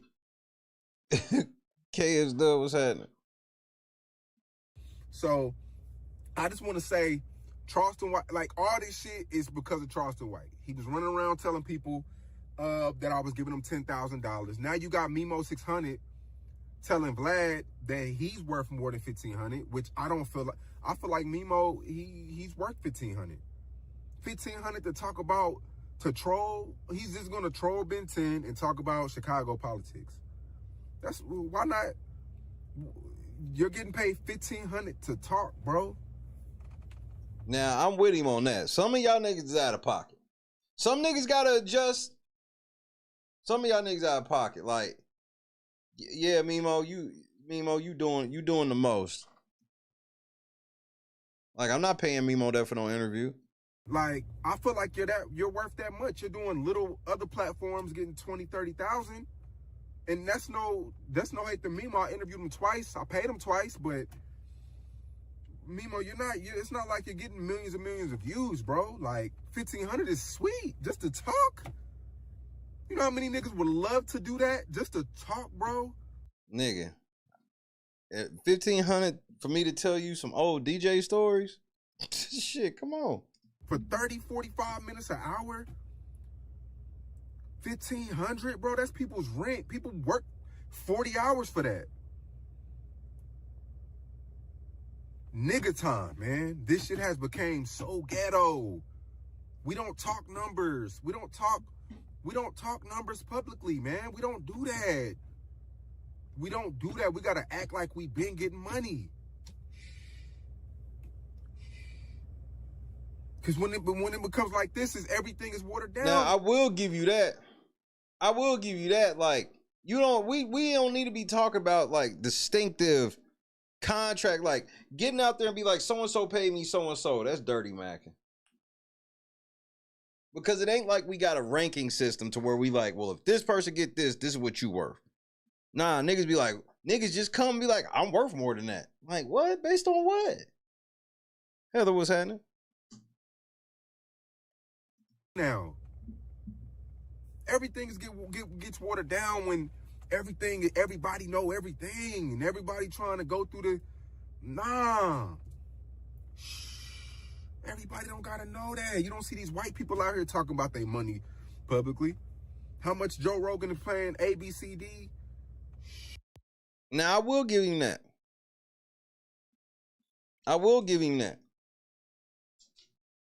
But the whole thing is like, yeah, I'll give you the shit publicly, but behind closed doors, bro, niggas is gonna want to be knowing because of how much y'all niggas are making or how much they think y'all niggas are making. You feel me? You know, Vlad didn't hurt the game because Vlad hurt the game by saying he was paying people publicly, but he was never mentioning numbers. Y'all out here mentioning numbers. Vlad just hurt the game in general. Well, no, I take that back. Y'all just playing a different game. It's not the game that we playing or that we played or that they play now. Y'all doing something different. It's business. It's business. We don't mention business publicly. You know? We don't do that. But I'll tell you one thing. Vlad and Boosie, their next interview gonna see about. Their next interview is gonna make about 70,000. Yeah. Vlad and Boosie next interview is gonna make about 70 grand. Easy. Because the buildup is there. The buildup is there. So Vlad is smart because he's reacting like Aries Spears. You want more than 4,000? Like, what the fuck is going on, bro? Now, I don't understand that either.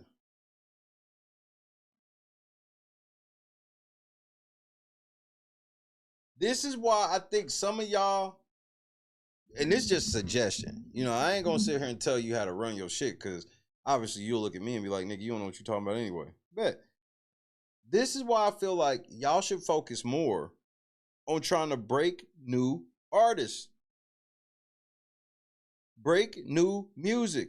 Break new artists. But y'all really want to, it's like y'all want a nigga because he's famous and people know who he is and may watch your video because they know who he is. But then at the same time, you want to also kind of minimize him on his worth.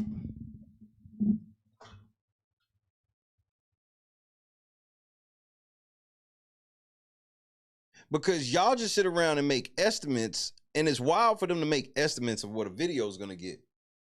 Where I'm like, nah, the best you can do is tell me the average of what your video is going to get, but like, you don't know. You just don't know. Pretty much every video that I had that's been like with what you would call a big video or something, I never expected it. It just happened. So you can go into some shit just knowing, oh, ain't nobody watching this, ain't nobody gonna fuck with this, and you'll be surprised. So $4,000 is a lot for Aries Spears if I'm doing it. Because I can tell Aries, I'm like, bro, I don't have no problem paying you. And paying you, I know I'm probably gonna take a loss on this stream altogether, but I'm looking at the long run here. But like, I can't pay you $4,000 and I'm probably gonna get a couple thousand views. And that ain't even all your fault. Some of it's my fault.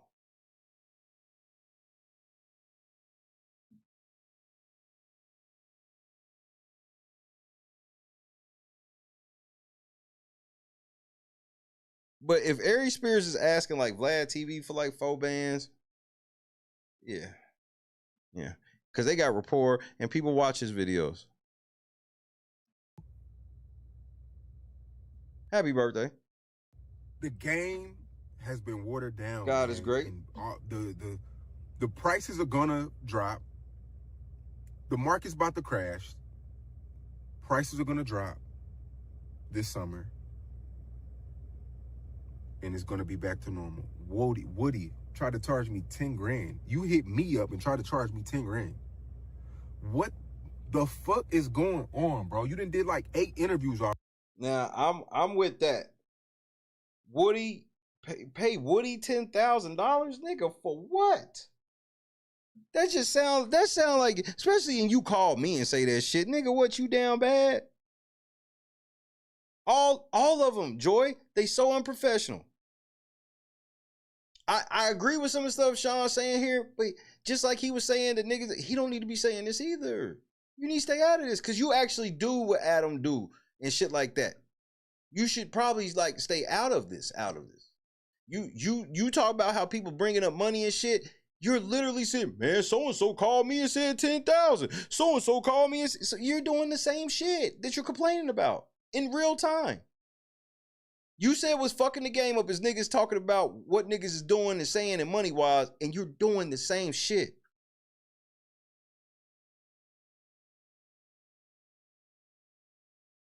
Yes, I agree that Woody price is crazy, bro, but again, if you complain about niggas talking about numbers, then you probably shouldn't be doing it either.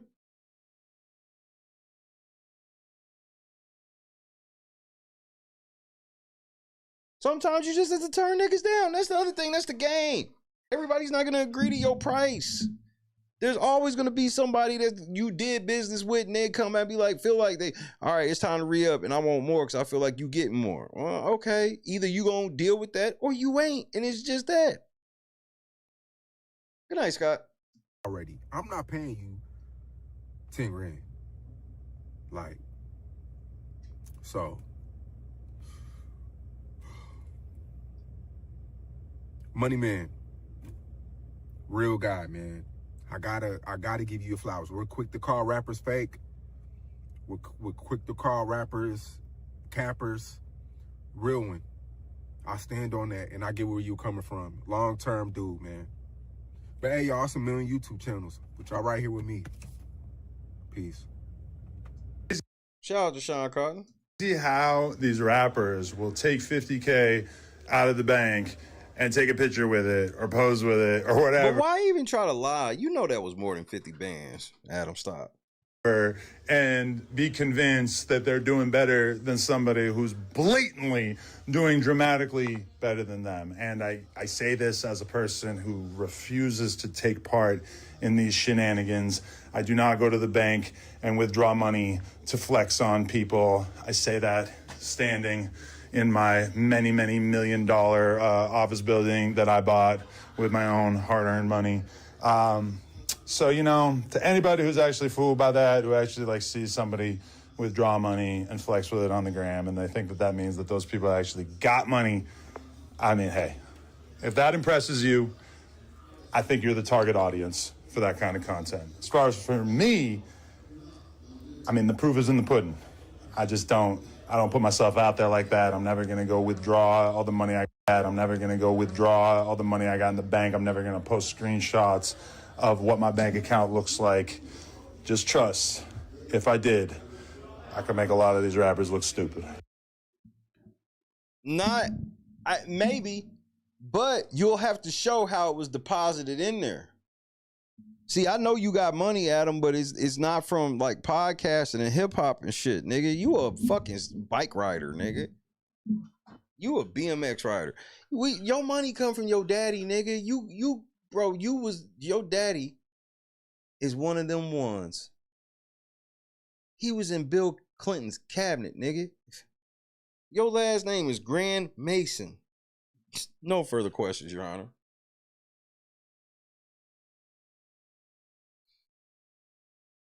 Numbers are just fake now. They're just because you know how you can easily tell numbers are fake? Don't nobody know no songs. Bro, every era there's songs, especially like we just talking hip hop and R&B. There's songs that everybody know. Everybody heard, whether it was a one hit wonder or something else. We don't know no songs now. They Not Like Us is the last song that pretty much everybody be like, everybody know that song.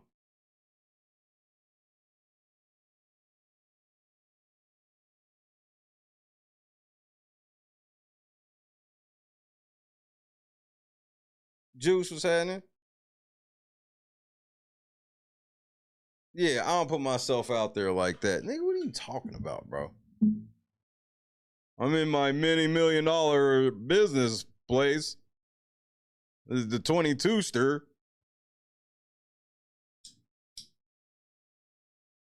You're gonna believe a guy pulling out $50,000?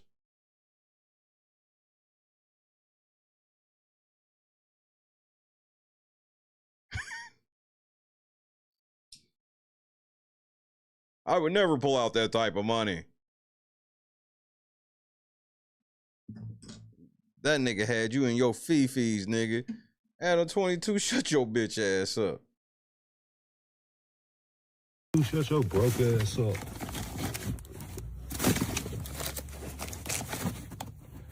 Shut your broke ass up, Adam 22, nigga. This shit play money.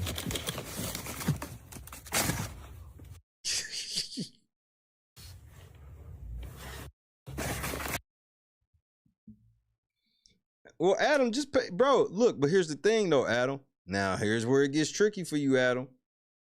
He told you he want 50,000 to pull up to No Jumper.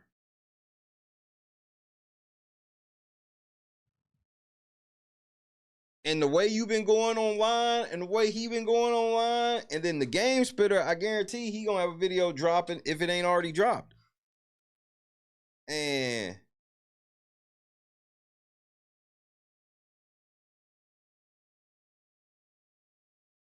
you can make that back. I want to go to a streaming farm. I want to know the logistics and how much it makes. What kind of streaming farm exactly are you talking about? You talking about you with like a bot farm? You want to start your own bot farm?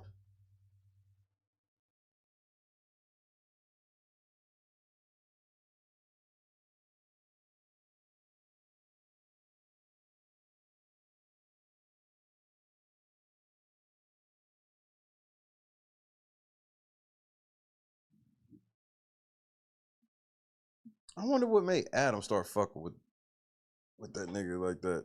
Maybe Adam heard about the. I mean, that nigga diss Adam in damn near every fucking album, and it's always quick. He always talk about nope, don't fuck with no jumper.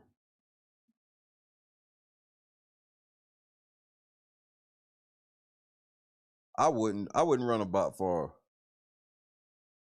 That shit's illegal as fuck. The feds will come. Shut that shit down. That's some shit you really gotta be out of seas for that shit to work properly.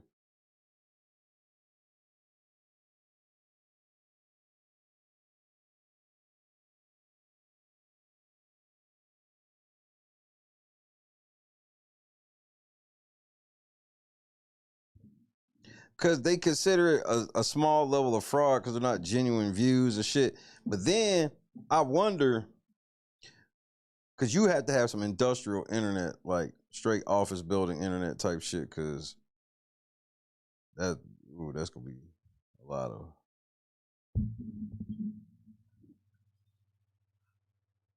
But I've seen a couple. Them shits is crazy. Let me see if I can find a video.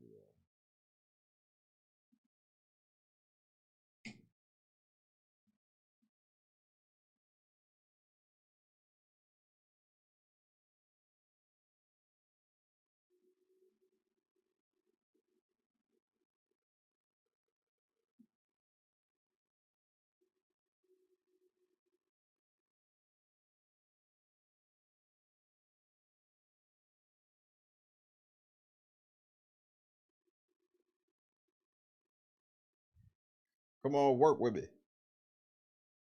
There we go.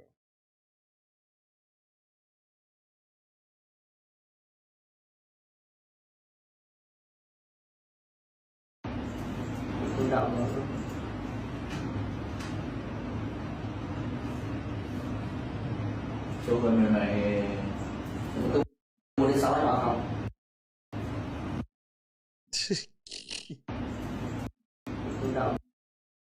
Like, nigga, that's just insanity, bro.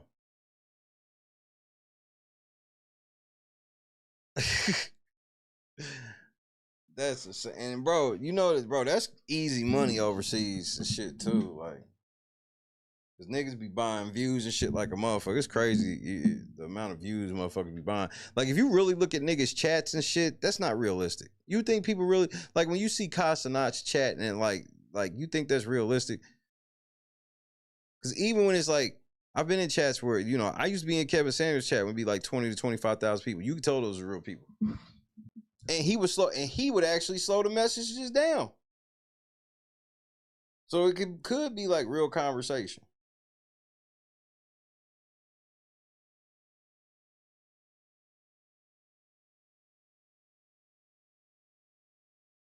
But some of them motherfuckers, you see the shit and it's just nonsensical shit.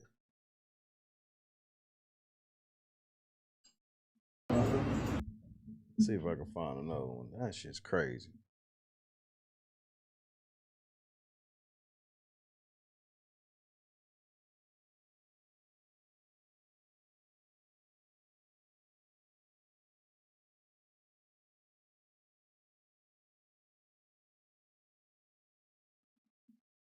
Hit that like button if you haven't. I gotta cut the grass tomorrow, and guess what I'm gonna be listening to while I do it?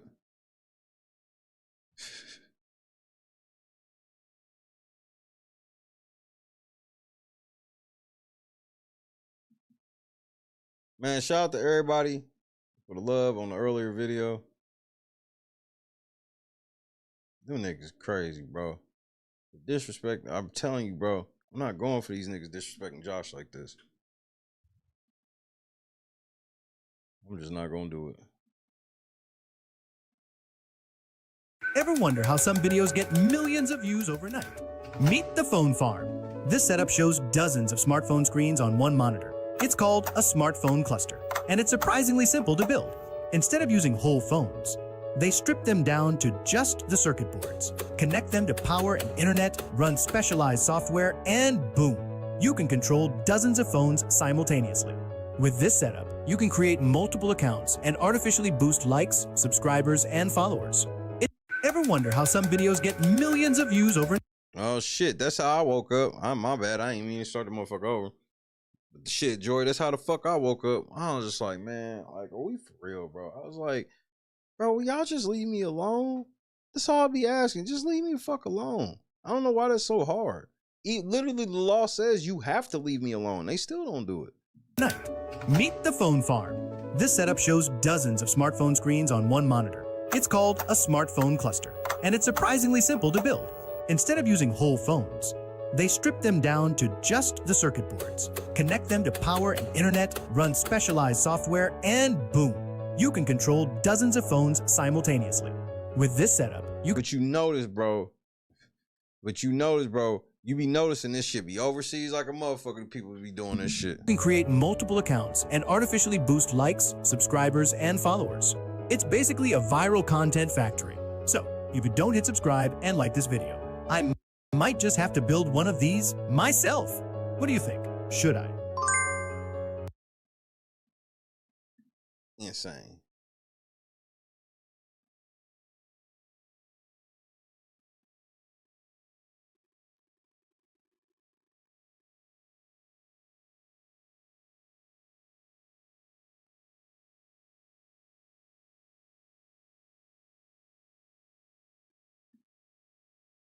And that's like, they should have. It's okay that we have streaming now, but we should have kept shit to album sales. They should have never. I think the biggest mistake they made was coming up with unlimited music streaming.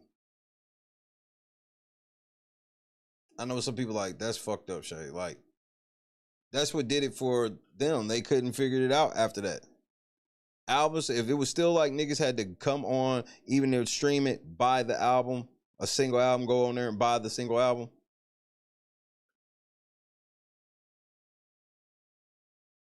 People would still be buying albums if the music was good.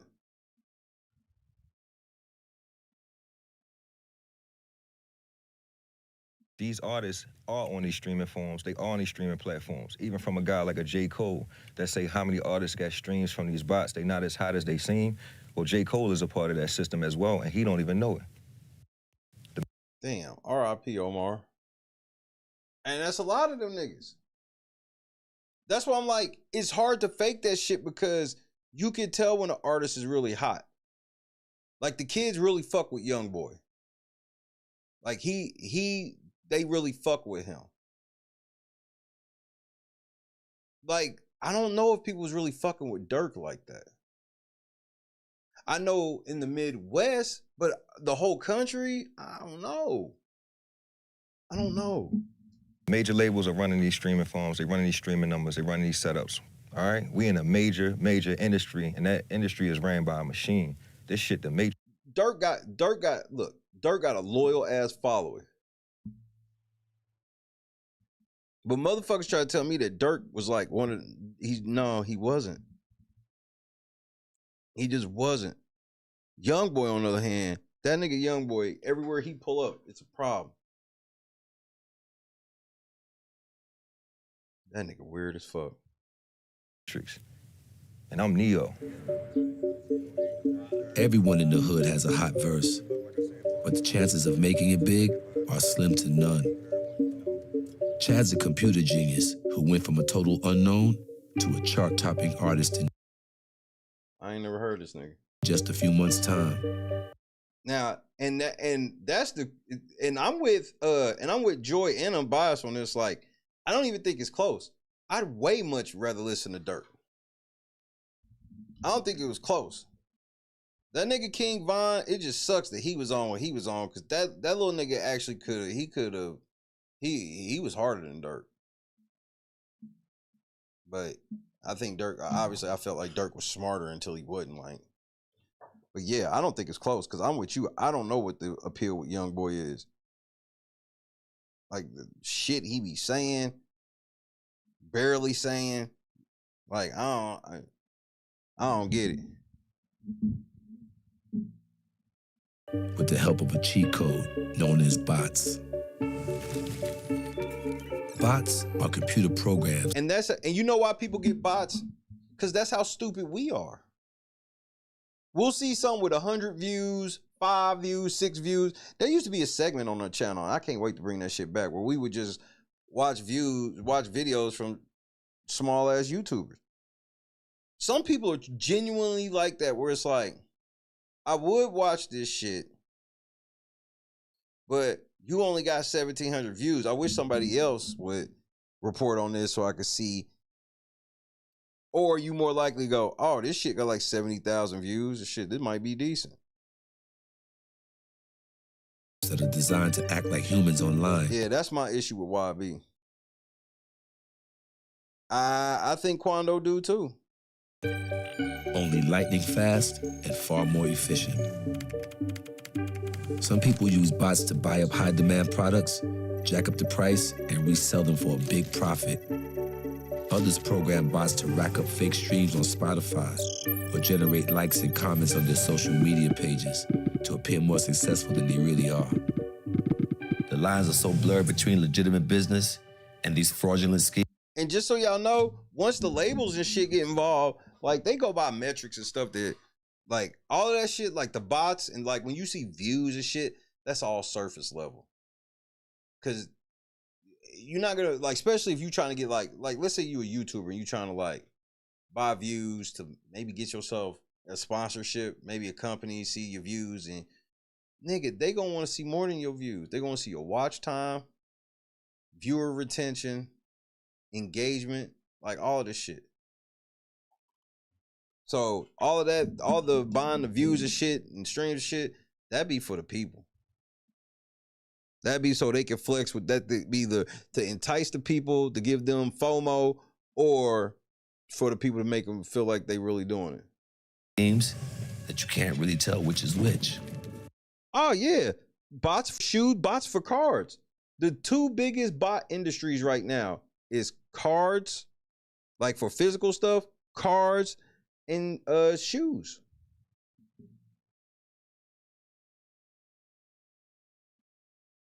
Like no cap. You ever tried to buy tickets to a concert and it instantly said sold out? Or have trouble finding the hottest pair of sneakers? Well, that's because a bot beat you to the punch. Yep. And then niggas instantly resell shit. And my thing with that type of shit is it's gross. Oh, I'm not feeling it like that. I don't even care that you use a bot, right? I don't even have a problem with you using a bot. It's the greed of it. You want to try to use a bot to get you one or two? I don't have no problem with that. The shit where it'd be like, you just, bro, I'll give you an example. The Oklahoma City Thunder, and I'm pretty sure Ticketmaster lied like a motherfucker. This is when playoff tickets went on sale. I was like, well, I just so happened to be at the computer. They were going on sale at, it was like 9:55. They were going on sale at 10 in the morning. And I was like, I'll hop in line to see like how much these tickets gonna be.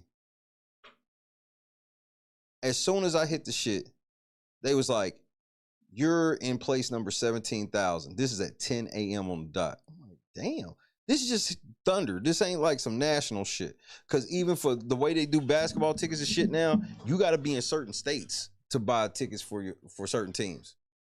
So you can't just be some nigga in like New York and hop on your computer and buy up all the Oklahoma City Thunder tickets. Like, nah, they're not going to let you do that.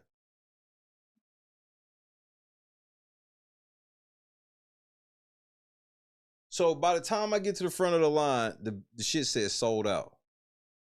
But they was like, but look, you can buy some shit from our authorized resellers. Nigga, it was at 10:07, it was already like 300 listings of tickets. And I'm like, I thought Ticketmaster was lying. I'm like, y'all niggas just didn't put them shits up. And then y'all saying that this is a reseller doing it when it's y'all. Because Topps has started doing that shit too. You remember how bad it was when the PS5 came out. I bet it wasn't as bad as the PS2 when that shit came out. People were getting stabbed and shit over them motherfuckers. The Best Buy, it'd be a line longer than train smoking. The Best Buy motherfuckers be like, we got 10. When I worked at Toys R Us, motherfuckers be lied outside the door. like an hour before, and we know what they there for, and we in this motherfucker like, I'm glad we leaving before it opens, because when they find out it's only like 5 of them motherfuckers in here, I don't want to be here for that.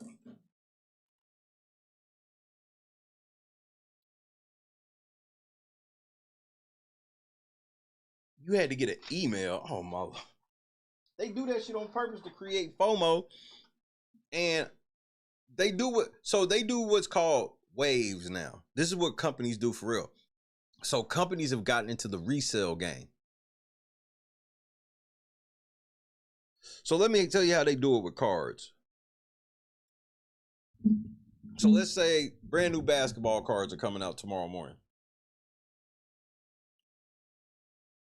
Before they even come out, you're going to have eBay listings of niggas that go. So let's say the box is like $350. You can check on eBay the night before, and they'll tell you they have pre-sale, and them bitches be like $700, $800. Like, I ain't paying that shit. The boxes come out, nobody gets any at the $350 price. And then you look, there's 700 everywhere.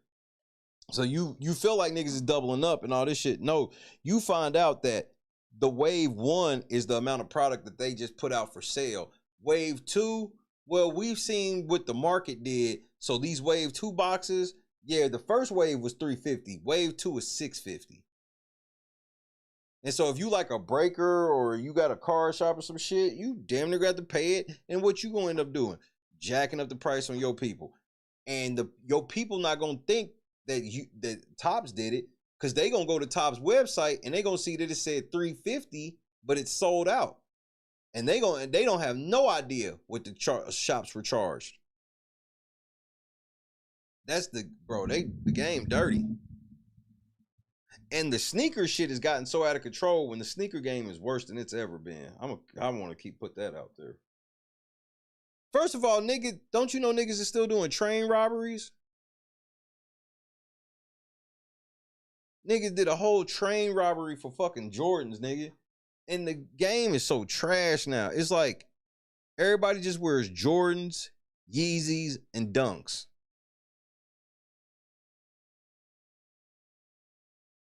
I grew up in the era where, nigga, Reebok surprised everybody with the Iversons.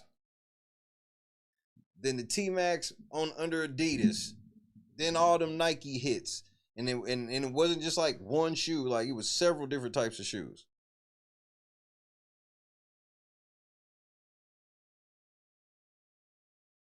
You worked at Toys R Us during the Furby stage, Joy? Joy, true story.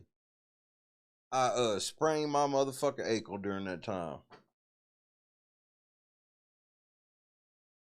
The freights run through, bro. They was out in they was out in California. I'm gonna show that shit after this. The motherfuckers was out in California on that shit. Cool Kicks, that place they got busted on when that nigga was live on stream. The feds came in there.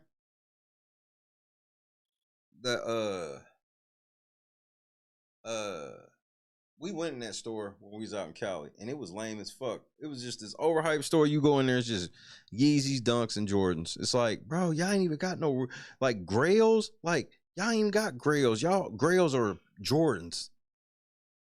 You was a manager. I worked third shift. I worked through the Zuzu Pet stage. Zuzu Pets. That might have been the dumbest one. I was like, I just didn't understand it. You'll end up buying those same tickets or sneakers.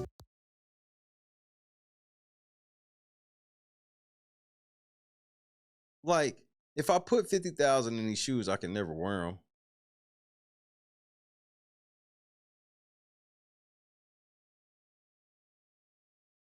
Just to keep the value. So I don't understand the point.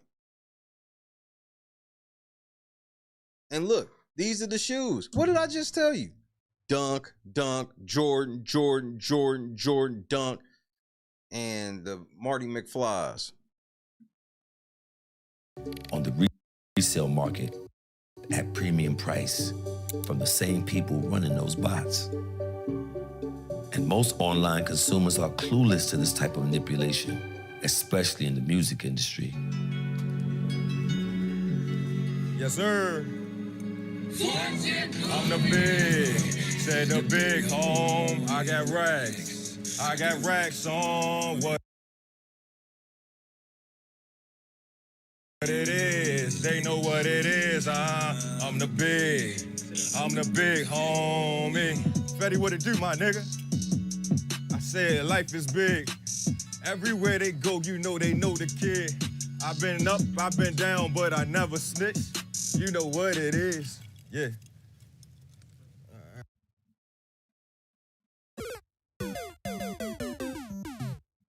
I love you. I'm sorry I said I love you. Nigga, what the fuck was that, bro? What?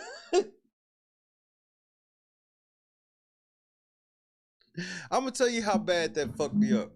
I just forgot what video I told y'all I was gonna show y'all after this. It fucked me up that bad. You remember them old school things where you would write on it and then you just pull the film up and then erase everything? That's just what happened. That's what just happened because of that nigga.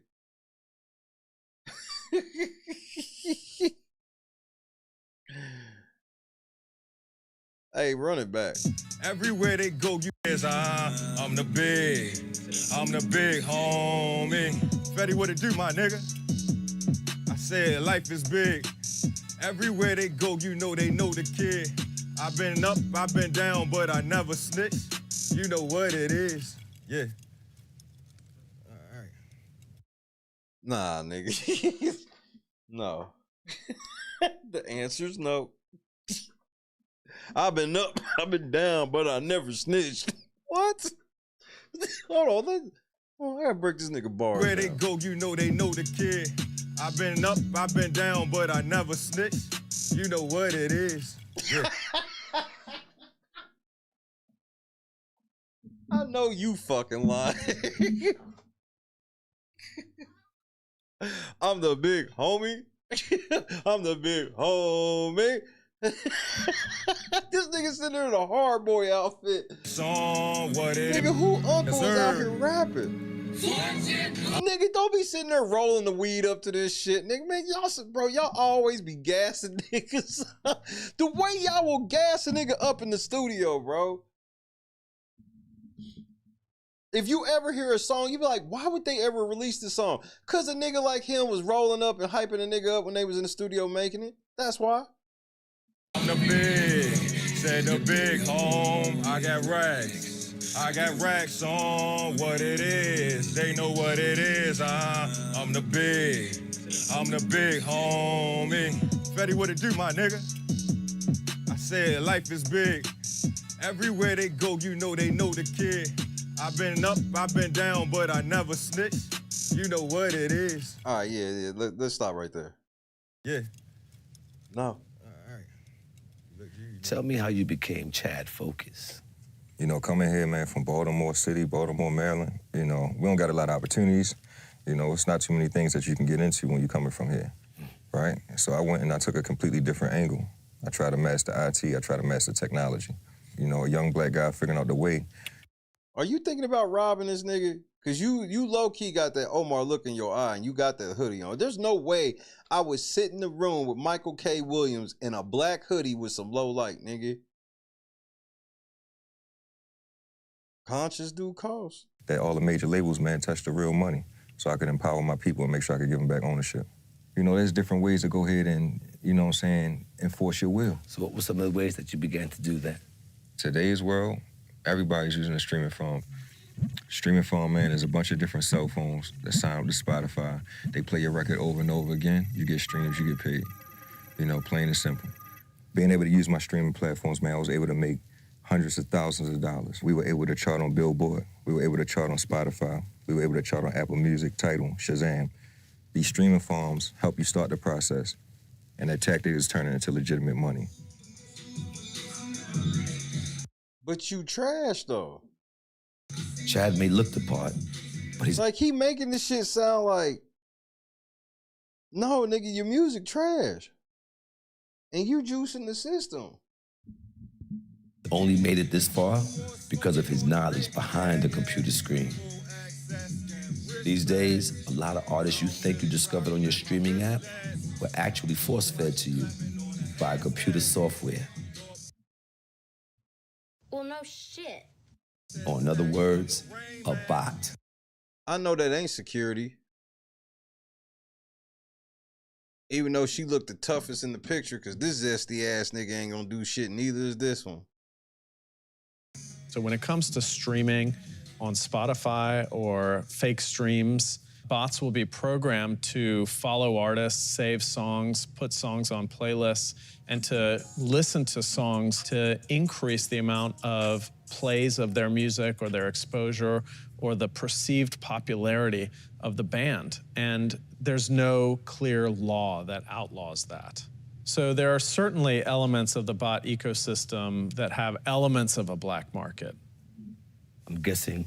Please, Joy, they low-key got to, because that raw version was... I would have rather be in the booth, because where Michael K. Williams was sitting, like, that shit didn't sound like that where he was sitting. Yeah. Good night, Boston. Fire H. Nope. Extend H. First artist in the industry that has used streaming forms. These artists are on these streaming forums. They are on these streaming platforms. Even from a guy like a J. Cole that say how many artists got streams from these bots. They not as hot as they seem. Well, J. Cole is a part of that system as well, and he don't even know it. The major labels are running these streaming forums. They running these streaming numbers. They running these setups. All right? We in a major industry, and that industry is ran by a machine.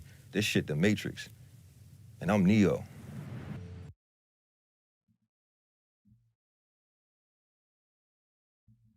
Is this camera on me? Yes, it's on. That's stupid.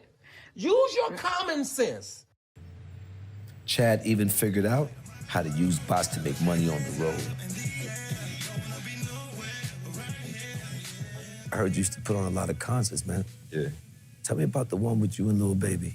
All right, so cool, man. Summer 2018, I was contacted by, a couple different promoter kids that I knew from the city. And they had been watching the movement, man. Like I said, I had just charted on Billboard. I had a big song with Dance With Me. And I was making money, Mike. I was doing well, bro. So they asked me to, one, sponsor the concert, then also be a part of the concert. Chad Focus, Moneybag Yo, Lil Baby concert.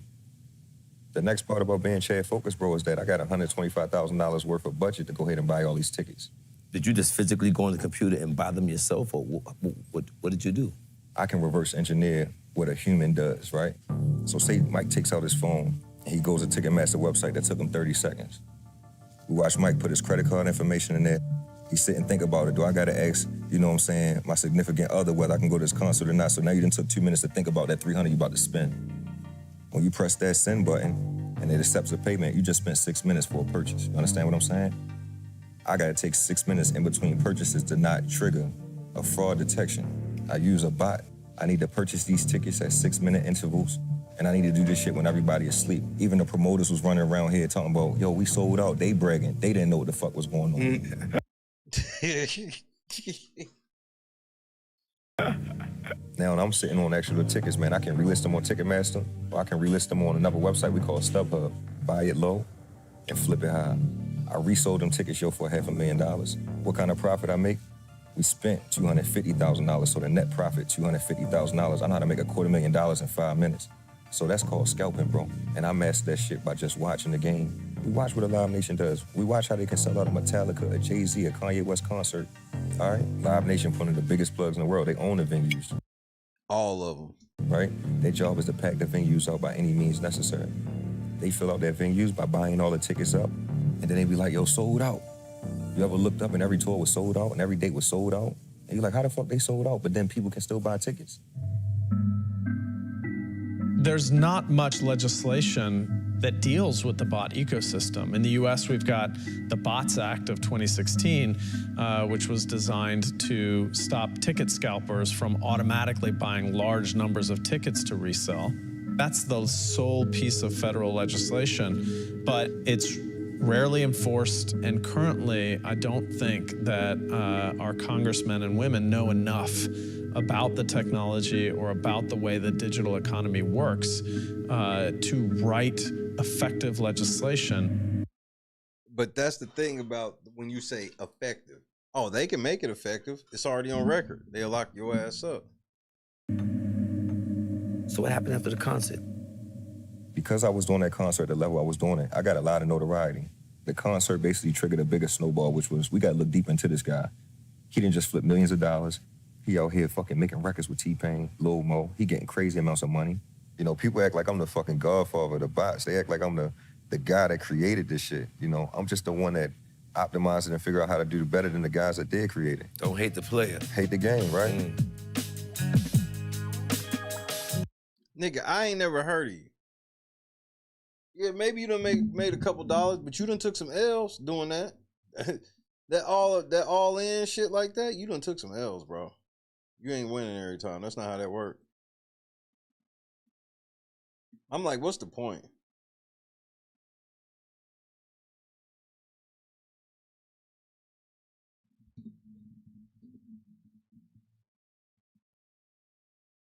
Oh, that's exactly what TKO be doing. And I'm telling you, Ticketmaster do it themselves now because, like I told my wife was like, Dag, they relisted them tickets quick.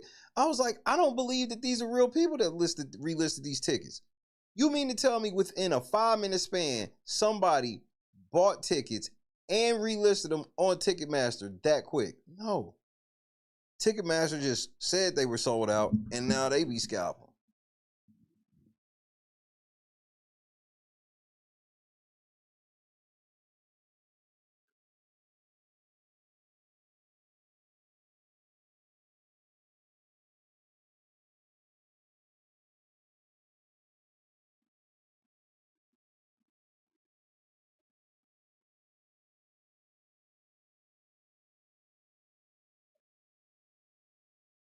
These niggas be out here on these motherfucking. Cause like you can buy views, but it's hard to get high quality views. All this stuff is just like, it just depends what you want to do. Do you want to be one of them top tier YouTubers that everybody talk about, but really don't nobody ever watch your shit? You can grind your way to the top of that shit. Yeah. But I don't think they really got no real trouble over it.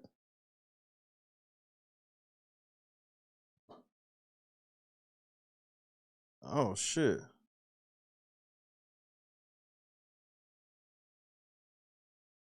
Jocelyn Hernandez went off on old boy.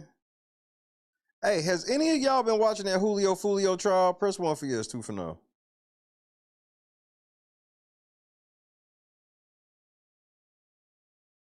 Y'all been watching that?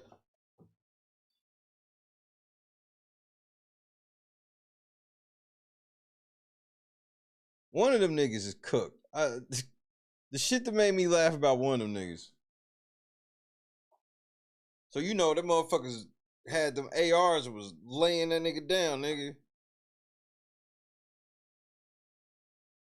I think it's like day 4. Today was day 3. That motherfucker said they got him in the interrogation room, right? The cops ain't came in there yet. He just in there by himself. And that nigga like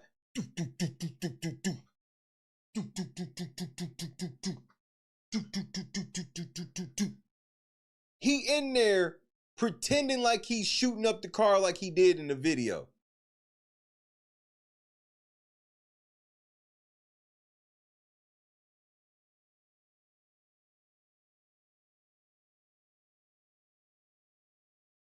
Well, now it's just now that these niggas took the shit to trial and they throwing each other under the bus a little bit because the girl that was involved got 15 years. She got 15 years.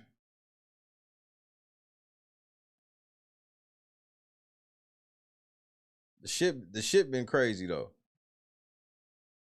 Here, hold on, let me see if I can show you the shit when the shit he was doing in the interrogation room. I was like, oh, you getting ready to get life, my boy. That's like, oh, so you never want to go home. That's cool.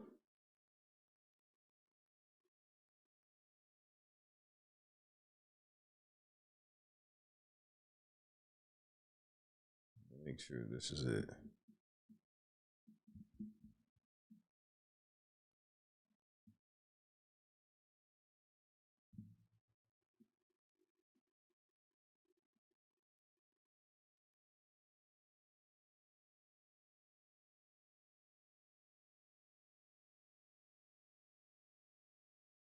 Ain't that one?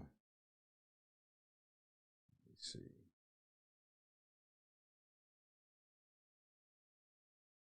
Okay, this one might be it.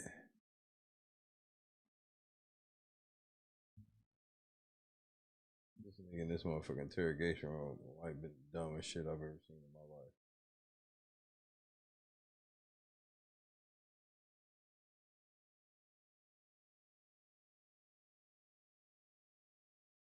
Nigga, they played Who I Smoke in the court.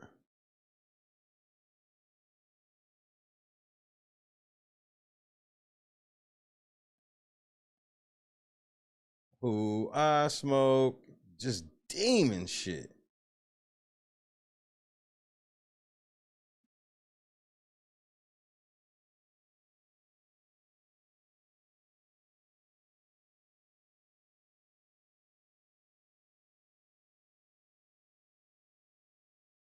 Where the fuck is it at?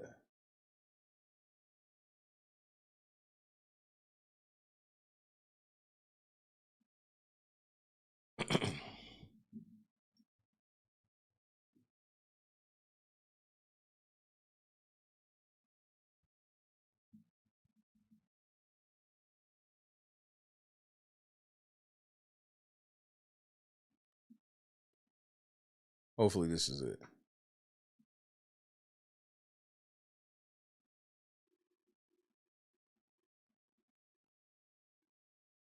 Cause this shit's crazy. I never seen nothing this stupid in my life. It's literally the dumbest shit I ever seen.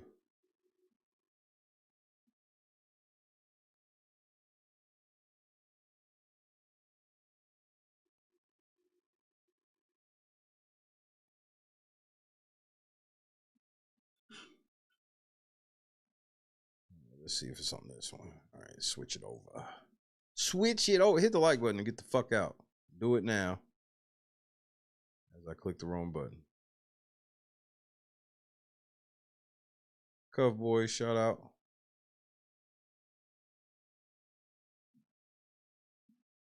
Suit. These two are so lucky that they go inside to use the restroom. There's a chance this saved their life. Now you're going to see another car come by. This is a small silver Chevy Cruze. This you will find in the evidence is the surveillance tracker vehicle that was utilized by these conspirators, by these defendants, to follow, to track, and stalk Mr. Jones and his friends, giving real-time, by communications, by phone, real-time location data and information about where he would be. This car passes by, being driven by defendant Isaiah Chance, his girlfriend. You saw her earlier. Miss Andrews is in the front passenger seat. The assault team is already present on the west side of the hotel. That was the car that had pulled in earlier and went northbound and did not pass the portico. This is a mounted camera, by the way, folks, on the hotel that's facing east-southeast. If you look in the upper right part of the screen by the two palm trees, you're going to see, right before the shooting happens, a masked individual's face pop out. The evidence in this case will show that it's defendant Rashad Murphy. He is the Glock shooter. This is the beginning of the, well, actually it's not. First we're going to see the Chevy Cruze come by. And then the Chevy Cruze will do a three-point turn. You'll see that in other video evidence shortly. And it turns around and goes back out. And now it's exiting. Mr. Chance drives right past the victim and exits the parking lot of the hotel literally within seconds of the murder occurring and starting. You will see him exiting to the right, going southbound on McKinley. Julio has his feet up on the dash. There's the shooter. Xavier Edwards tries to escape from the shooting. Oh my goodness, you niggas are so stupid. You can see the other two cars, one being driven by Camilla Bentley, who's going forward, the other one being driven by Romani Turner, who's going backwards. In their haste to flee from the shooting, they actually collide with each other. His feet up on the dash. There's the shooter.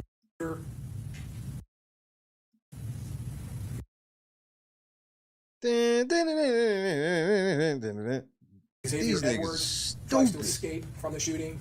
You can see the other two cars, one being driven by Camille Bentley, who's going forward, the other one being driven by Romani Turner, who's going backwards. In their haste to flee from the shooting, they actually collide with each other, and they both end up going southbound on the Kinley. They go different directions. This shit is so crazy. They did all this shit on camera, and it gets worse. Oh, right here. I never realized he was visible all the way over here. As they move through there, they pass a Tesla. This is a video from a Tesla. There are multiple screens and videos you will see from this Tesla, which was in Sentry mode, activated and recorded. Sentry mode. People keep bringing up the David case with the Tesla, remember? Gotta have Sentry mode on, and it was there for weeks. Probably didn't keep any of the footage, but I'm gonna make a video on that, about other things the Tesla could have kept in the David case. Who showed them this video on the screen inside of the Tesla, and they were able to collect this video. In this instance, and you can see to the far right, you can see a charging station with cables hanging off of it. Yeah.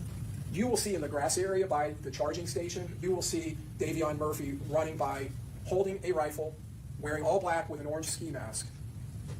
Mr. Jones' Charger, after being impounded and transported to the Tampa Police Department. I mean, they shot his shit up. All of those yellow marks, other than the ones on the hinges. The fact that he was the only one in the car that died is crazy. So you see Ms. Turner, Mr. Jones' girlfriend in the upper left. She was in the Hyundai. Ms. Randolph, her friend, was in the Hyundai. And Robert Howard, who is a friend of Charles Jones, was in the Hyundai with those women, sitting directly behind the Dodge Charger. You see Tafa McCrae and Aaliyah Albritton, the woman who was in the pink outfit, who were in the Nissan Altima. This is the driver that tried to escape with Julio in the car. Xavier Edwards was wounded. He was shot in his right arm. He had a grazing wound to his head. Gino Norris. Mr. Norris is a longtime friend of Charles Jones, going back several years into their youth. He was in the back seat of the Charger. He had come with Mr. Edwards, and Mr. Jones had traveled here from Jacksonville to celebrate the birthday.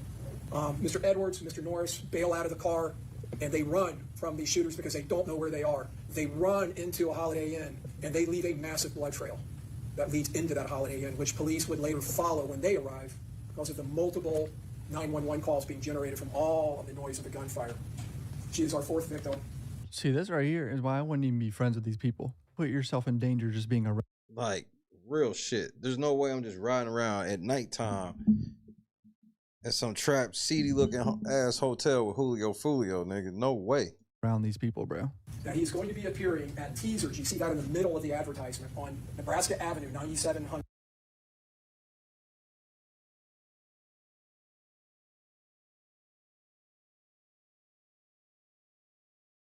They caught y'all niggas up so serious. This nigga, they got that nigga going to his grandma's house.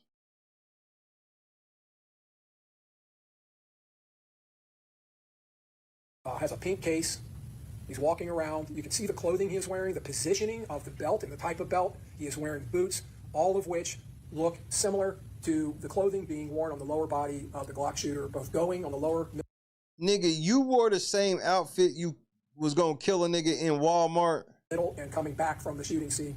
You can see in the video, in the top middle photo, there is some type of an issue, a cut or something in the left knee area of the pants. But anyways, that phone, when Mr. Murphy leaves Tampa in the Uber and goes back to Jacksonville, the same Uber with Mr. Chance and Miss Andrews, he doesn't stay in Jacksonville. That's not far enough away. He flees the state of Florida. He flees into the state of Georgia, up to Atlanta, and is stopped on the 26th by Gwinnett County PD, who pick up his vehicle, the same car that was being utilized by Mr. Chance as the tracking spotter car. You drove one of the murder vehicles to Georgia. Oh my Lord. The surveillance car, the Chevy Cruze, the car that belonged to his brother's baby mama. Car belonged to his brother's baby mama. I thought it was his girlfriend in my previous video, but no. Still someone connected to him. Up on an LPR flock system that Gwinnett County contracts with them.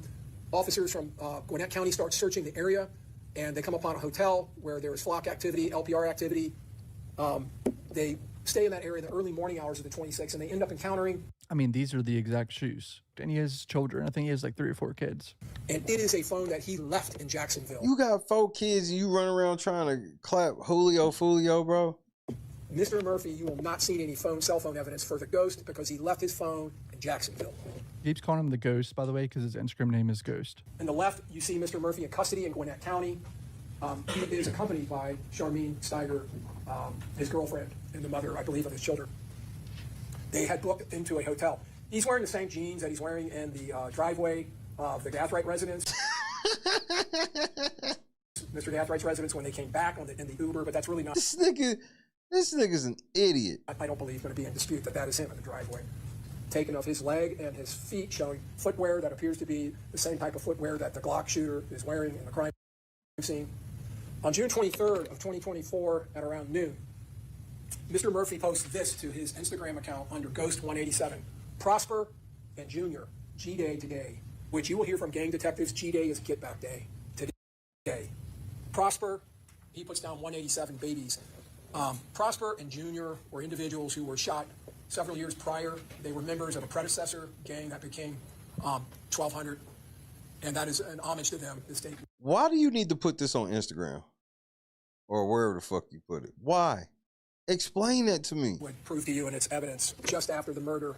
I may point out, they got screenshots of these guys' Instagrams from 5 minutes ago. They're watching these guys' Instagrams. Gerard the whole time. Adams, going back to that murder that occurred in August of 18, Mr. Adams is a blood cousin of both of the Murphys, Davion and Rashad. So this wasn't just about gang affiliations. The evidence will show. When confronted with the text messages, he admits that he sent a picture of his ID, but he didn't know that it was being booked in Tampa. And again says he was never in Tampa, not that weekend. Doesn't know anything about the murder, about Tampa. And then the detectives confront him with the Uber video from Sean Gathwright's house, and then everything changes. First, he says he goes there all the time. He describes Sean as a light-skinned guy. Then he admits that he put the Airbnb in his name, but keeps denying he went to Tampa. Then the detectives step out of the interview room for a while. Meanwhile, Rashad Murphy there's a blanket in there to keep him warm, puts it over his head, lays his head on the table for a while. They come back in, and he still tells them he wasn't in Tampa. Then he claims he was physically in Tampa that week, and he changes his...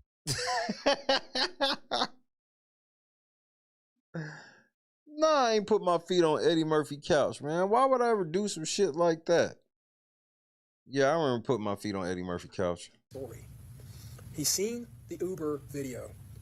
He says early that morning of the 23rd, he and another guy who the detectives investigate and find is a deceased person traveled to Tampa in some old car. He wasn't even here for 2 hours. So he lied, saying he was with someone. You see who that was nigga dead. breathing? He nervous as fuck. I mean, he should be. But I don't understand why you nervous. You went and did this stupid shit. This was just dumb. He and another guy who the detectives investigate and find is a deceased person traveled to Tampa in some old car. He wasn't even here for 2 hours. So he lied, saying he was with someone who was dead. They figure out the person is dead. For first-degree murder, the state must prove that the defendant intended the killing of the victim in this case, Charles Jones. It's not necessary for a principal to know every detail of how a first-degree murder will be committed, as long as that person intended that it be committed and did some act or said something that Yeah, Jason Tatum getting ready to lay down. was intended to help or did help the murder to occur. But almost most importantly, a principal does not have to be present when the crime is committed. So he's talking about Isaiah Chance for the principals and all this, because Isaiah Chance wasn't present when the murder committed. He was just tracking him around, helping the murder happen. Along with his girlfriend, were in the car that was tracking, following, and surveilling Mr. Jones, and again, providing real-time information as to his whereabouts and location, even with the type of coordination that, as the victim is exiting, teaser. And these niggas thought they was smart when they was doing all this shit, too. They really thought they coordinated some shit. The Impala comes right there within a minute and pulls into the parking lot from a completely opposite direction. This is his mapping. It maps him going all the way down from Gathwright's house, all the way down to the Airbnb, and it's the same kind of mapping sequence that we saw with Mr. Gathwright. But instead of going to Auburndale and Orlando, it tracks him back in that Uber going back north. We talked about Mr. Gathwright, or Mr. Chance being at Gathwright's house. He's hitting off cell towers right there at the same time. Again, hitting off cell towers, so we know he's there. His phone is hitting off of the tower just south of the Airbnb at the same time on the 22nd that his girlfriend is seen at the front door. And on June 23rd at 10:29 a.m., just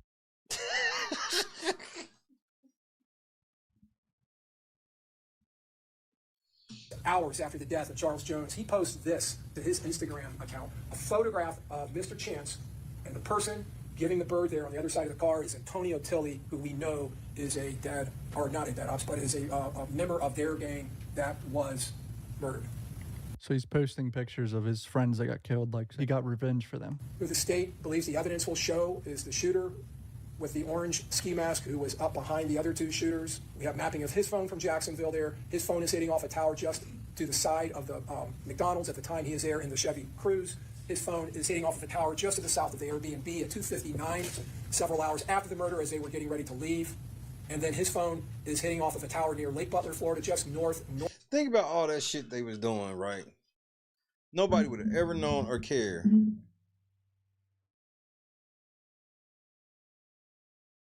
Had they just not killed a nigga. It's crazy that like doing something like that triggers all of this. Crazy. Alan, what up, kid? Northeast of Gainesville at the same time that it is being picked up on an LPR right there at Main Street in Lake Butler, Florida. His phone is in contact with Isaiah Chance. Mr. Murphy is the biggest, heaviest one of these defendants. Just fat fucker. Calling that man fat. That's Mr. Murphy when he was arrested. You will see tattoos. You see many on his neck and chest. He has a 1200 tattoo on the back of his neck. See, you cut that hair off, though. He has the name of people from 1200 who have been murdered tattooed on his body. Watch this shit. This is the part I was telling y'all about. Watch what this nigga is in the interrogation room doing. Watch this shit. And in this video, you will clearly see in the evidence Mr. Davion Murphy taking full credit for his role in this shooting.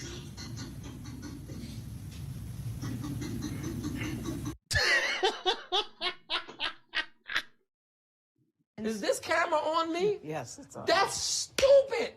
Use your common sense. Are you fucking kidding me, bro? I've never seen nothing like this before. I don't know why you didn't take the plea. If they tried to plea, I don't know why you didn't take the plea. You in there copping to the... Mr. Davion Murphy taking full credit for his role in this shooting.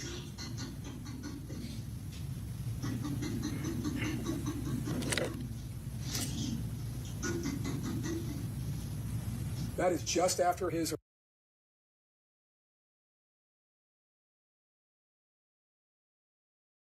Like, y'all gotta, either you gotta make a decision. Are you going down with him? Like, as soon as he did this, like, so are you telling to get out of this shit somehow, or you that's your homie? Cause nigga, what the fuck?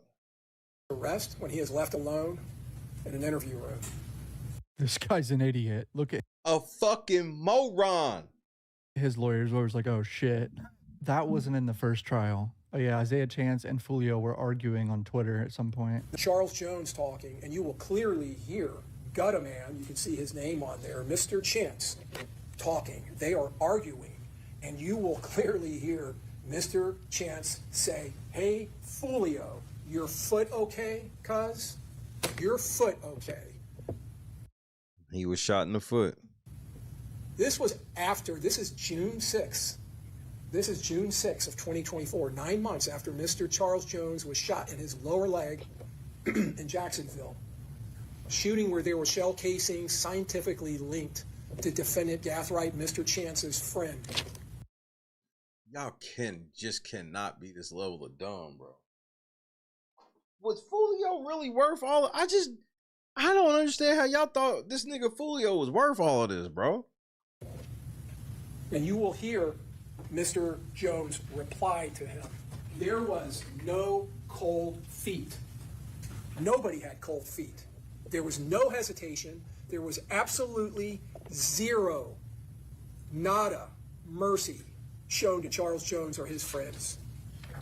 What the evidence will show you in this trial is a cold-blooded, premeditated execution. A precise, a coordinated attack with nothing left to chance and no detail spared. The evidence in this case will convince each of you. You will know, and it'll be crystal clear to you, that all four of these defendants conspired and murdered Charles Jones. Prosecutor did a pretty good job laying out their case. Let's see. Damn, that shit was... I guess I'll let the defense see what y'all niggas got, because, man, y'all got cooked. What the defense does here. Isaiah Chance's lawyer. It's charged Isaiah Chance with first-degree premeditated murder. That's as serious as it gets in the state of Florida. That is await your decision and what we do here these next few weeks. And that is precisely why the Constitution demands the highest burden in the legal system, beyond the exclusion of every reasonable doubt, and every step of the way. Isaiah doesn't have to prove anything. I mention that again, not that you don't know that, you know that very well, not only because it's constitutional bedrock, because I want you to view this state not through Isaiah, but through what the state can prove, and more importantly, what they cannot prove.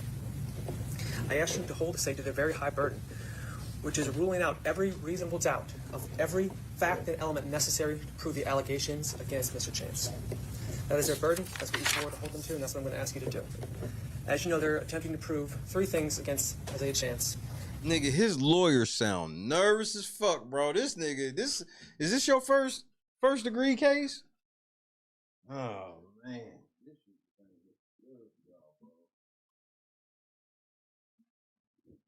This shit keep looking worse and worse, bro. As a principal, or excuse me, 2 things. Isaiah is a principal, premeditated murder, and conspiracy to commit that murder. And to do that, they need to prove 3 things. That Isaiah wanted Charles Jones dead. I asked you to look for that conscious intent that he wanted Charles Jones dead. Not speculation, not inferences, the conscious intent. Make the state prove that. I believe they'll be unable to do so once you've seen all the evidence. They also have to prove that he had actual knowledge of the plan, that specific plan, to kill Charles Jones that night. Again, not inferences, not speculation, not assumptions on what his behavior may or may not have meant. I believe at the end of the evidence, they will be unable to do so once you've seen it all.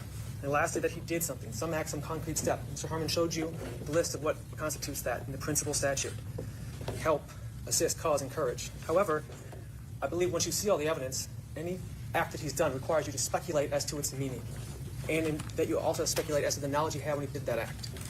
Watch carefully through this trial. I believe when you see all the evidence, the state will be unable to prove any of those 3 things. And if they can't prove any of those, you would have to find Mr. Chance not guilty. You traveled to Tampa knowing the purpose of that trip was to kill Charles Jones. But ask yourself, is there going to be a witness, a piece of evidence, a text message, an admission, something that proves that Isaiah knew about this plan, that he had knowledge of the plan to kill Charles Jones? Wait, so your thing was you just thought you was telling everybody where Fully on shit was at because y'all wanted an autograph. You did not know niggas was killing that nigga. I submit they will not. They will be unable to rule out, beyond a reasonable doubt, that Isaiah simply was not aware of the specific plan. He's packing the car with guns. He's walking around with the mask outside, tracking Folio at 3 different locations. He provides the Glock switch on camera. For instance, Mr. Harmon showed Isaiah Chance moving bags.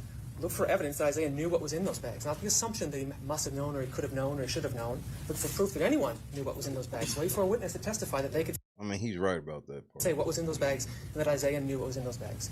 I submit that will not come during the evidence. Do not fill in the holes to the state's case. Hold them to that burden. Make them prove that Isaiah had knowledge of this plan. I believe the evidence will not show an act, something that Isaiah did to assist this murder, while having the knowledge the murder was taking place. This goes back to Mr. Wise's example in jury selection about the progressive commercial, I believe, with Jamie, where he helps people drive away from a bank robbery, not knowing they've committed the bank robbery. You have to have knowledge that the crime was going to occur and commit an act of furtherance to help that crime. He's really trying his hardest to add some doubt. However, I believe the evidence will show you that Mr. Jones did not book that hotel until just before they got there, hours before, whereas the Airbnb was booked days before. So this wasn't a situation where they followed someone to where they thought they were going to be. No one knew they were going to be at this Home 2 Suites. We've seen a picture of Isaiah on the phone, not his phone, on what they believe Alicia Andrews' phone, talking to what they believe Sean Gathright.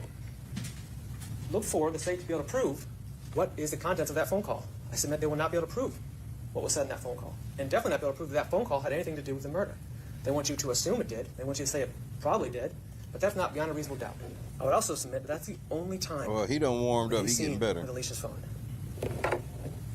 And that will be stacked on the inference that he had knowledge. Doing something stacked on the inference that he had knowledge. And you can't stack inferences. You also were shown that Isaiah didn't get to the crime scene, allegedly, until, we know for a fact, after the shooter's car was already there. They were there first and he was there. We also know, as Mr. Harmon pointed out, the shooter's car was watching Mr. Jones leave Truth 18. So they knew when he left.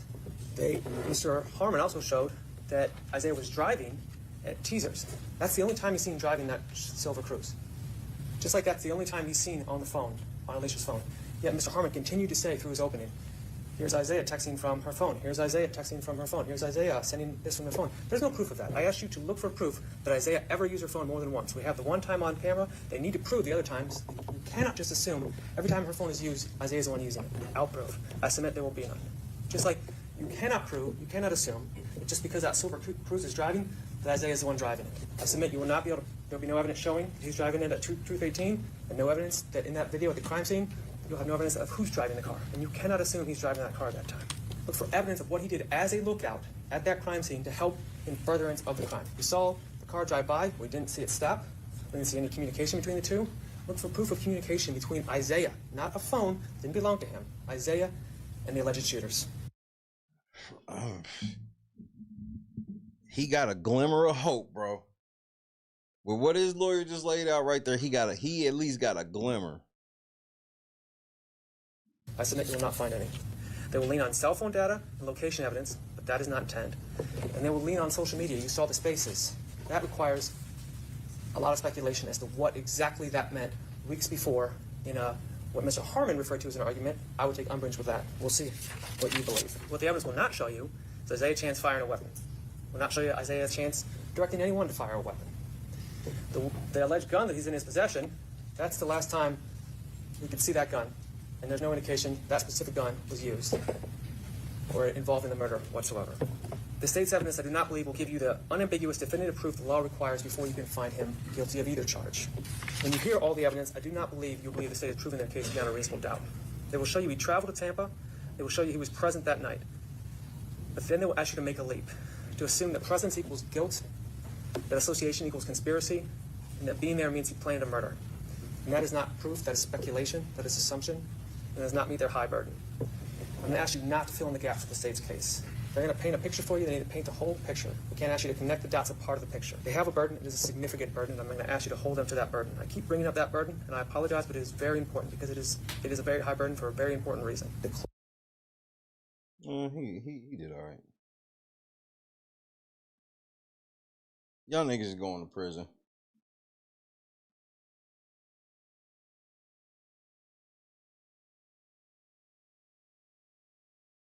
I mean, that's the thing. He might have a case. Like, I just roll with these niggas. I ain't know what these niggas was doing. Because they don't have him as a shooter. They ain't got, like, the time they saw him on the phone, he wasn't even on his phone. He was on her phone. So if she got 15 years for her shit, man, he got a chance. Especially because the rest of them niggas ain't getting ready to get on the stand and tell on him. Like, for what? Because he really ain't telling on them. He's just like, I don't know what they were doing. Yeah, I carried some bags, but we was all saying at this Airbnb. Why wouldn't I help my people carry their bags in the house?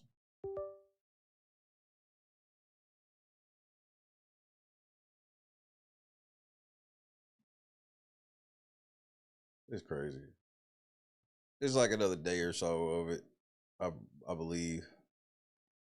Cause it's all four of them niggas on trial right now. So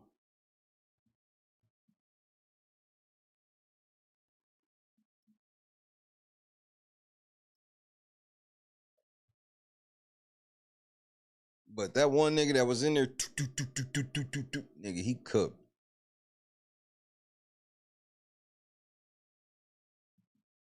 He cooked. This is what I was gonna show y'all. Take my black ass up the block. I had a couple things I gotta do on Taco Tuesday.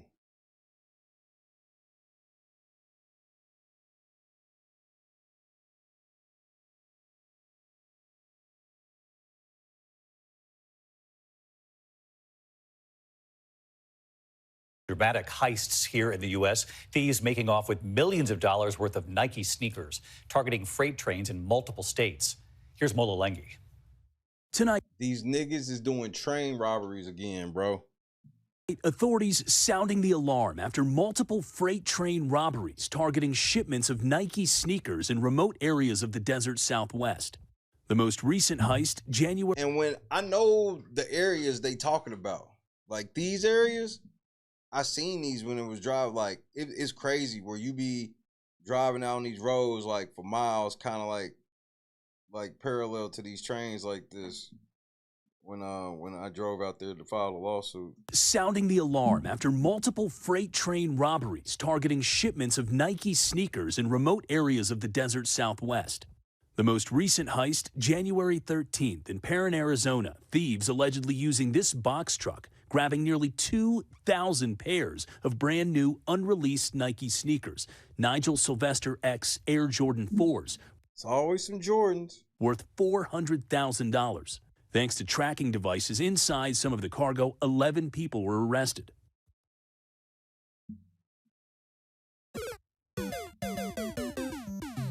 Is this camera on me? Yes, it's on. That's stupid.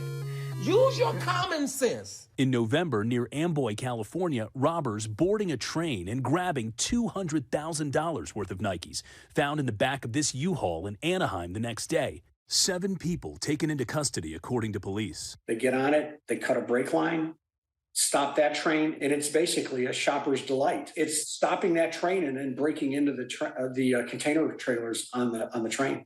According to an LA Times investigation, at least 10 heists since last March, all involving BNSF cargo trains, netting more than $2 million in stolen Nikes. Authorities say criminal gangs linked to the Sinaloa cartel are behind the thefts. Well, David. Well, if you know who's behind it, why won't y'all go pick them niggas up? That's what always, bro. That's how you know how scared niggas are of the cartels, bro. They be like, yeah, the cartels did that shit. Some of these Nike sneakers are collectibles and can fetch thousands of dollars on the resale market, making them an attractive target for thieves. David? Yeah, quite something. Mola, thank you.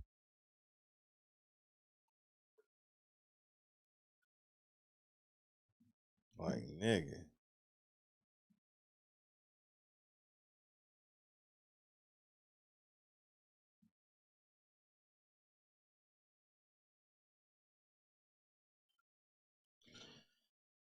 I know that's right.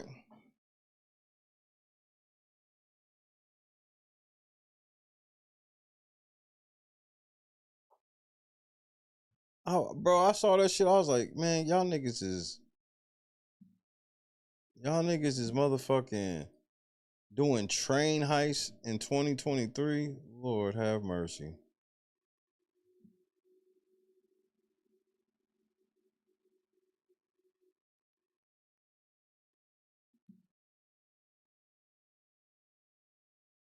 Oh, I want to check that out.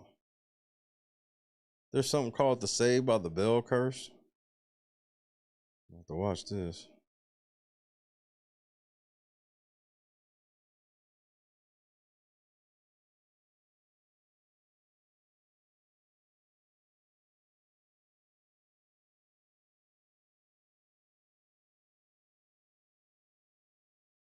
Is that the last? Yeah, I'm gonna stop here now. It's already 3:30 Central, 4:30 on the East Coast, 5:30 Atlantic time. But it is only 2:30 in the mountains, 1:30 out west.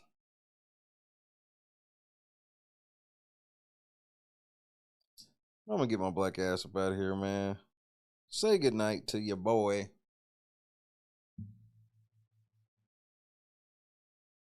Adam 22, shut your broke ass up.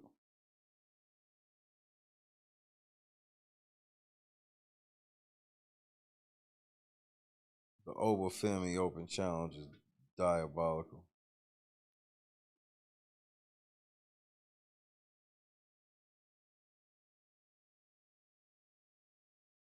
Janice, Joy, Allen, Unbiased, Denzel, Kendra. I didn't even know you was here.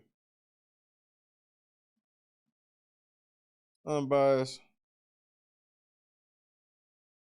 I feel good, man. I got 3 stream, bro. 2 main channel streams and a wrestling stream.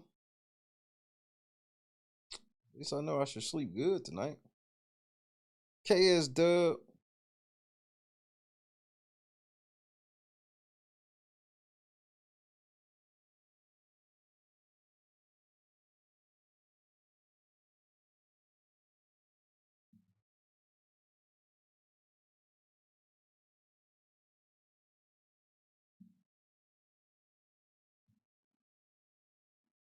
It made me forget about Becky Lynch and EO was an open challenge. Damn it. It was. 2 open challenges. Becky Lynch comes out. I'm like, and I'm tired of everybody playing this tweener shit. She comes out like she healed, but I'm going to be a fighting champion. Man, shut the fuck up. I'm tired. I've heard the same speech for a year from everybody. Y'all going to be fighting champions. Shit.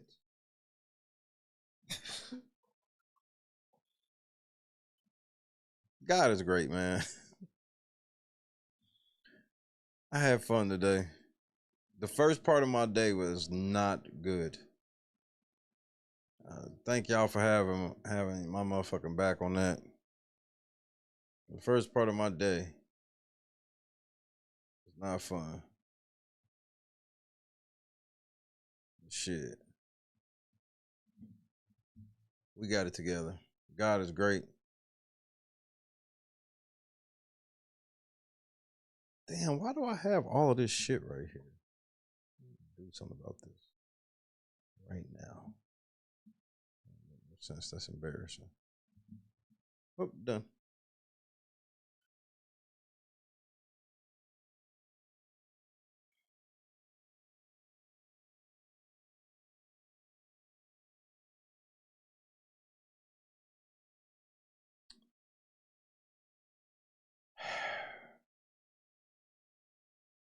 I miss you, Josh, bro. That's all I'll say.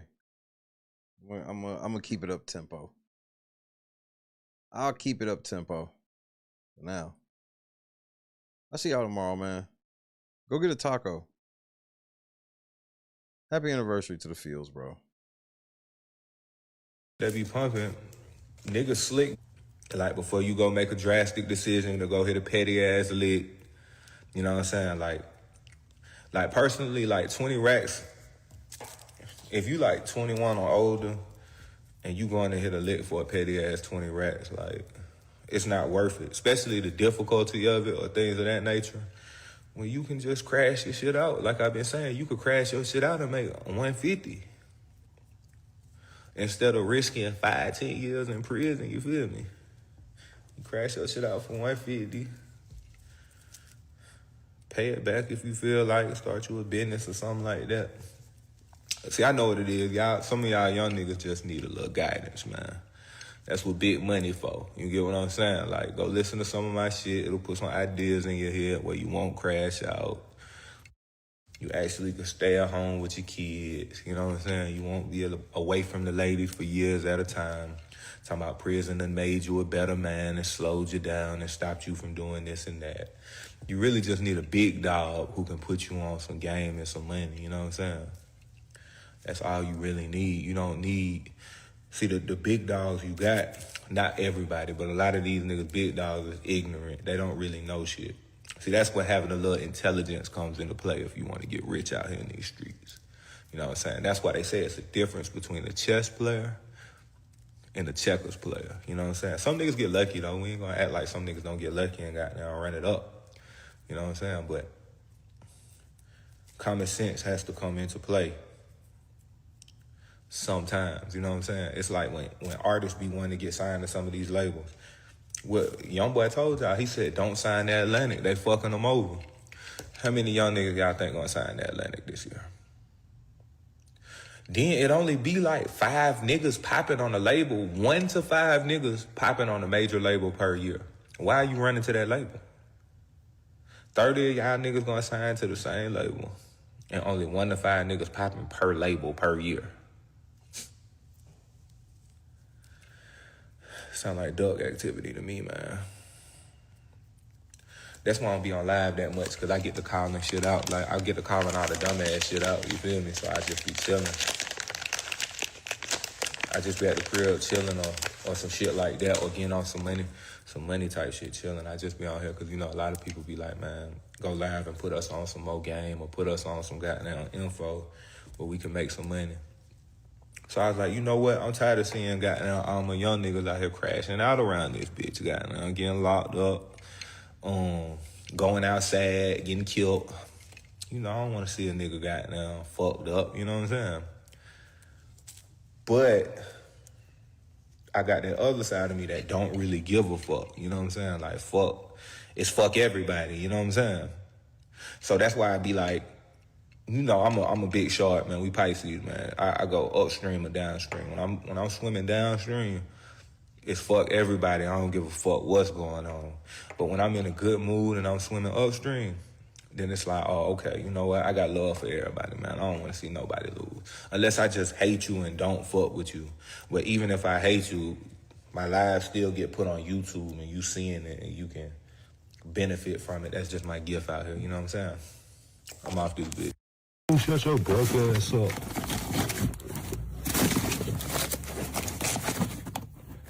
Shut your broke ass up. Adam 22, nigga. This shit play money.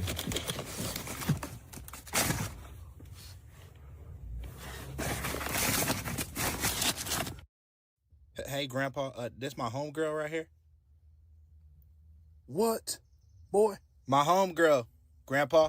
My friend, my homegirl. It's my homegirl. His hearing kind of fucked. Is the homegirl in the room with us, nigga? She right here, Grandpa, right next to me. Nigga blind, too. Oh, my apologies. She must be behind the 6'3" man with a full mustache and wig. Excuse me, sir. I'm trying to find the girl in which my grandson is speaking of. May you please step aside? Grandpa, it's her. She's the homegirl. Her name is Stephanie. Stephanie?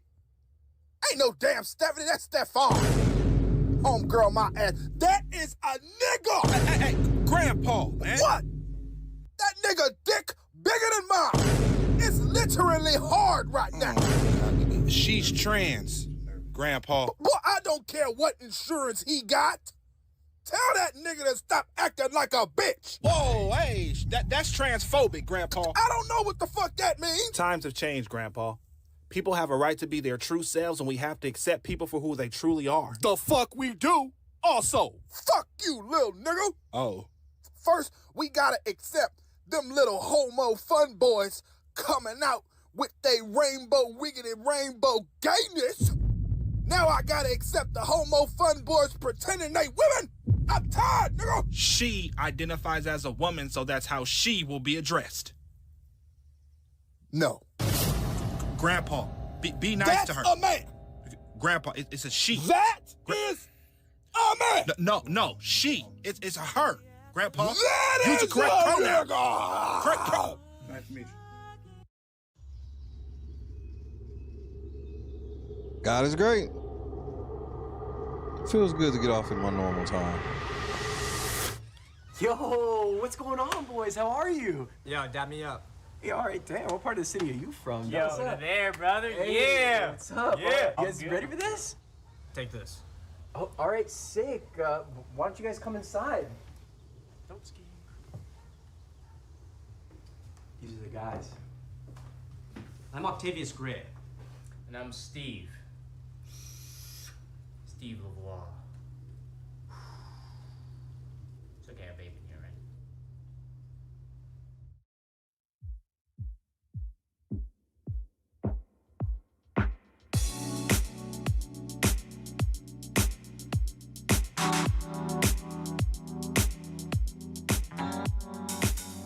Set the mood right.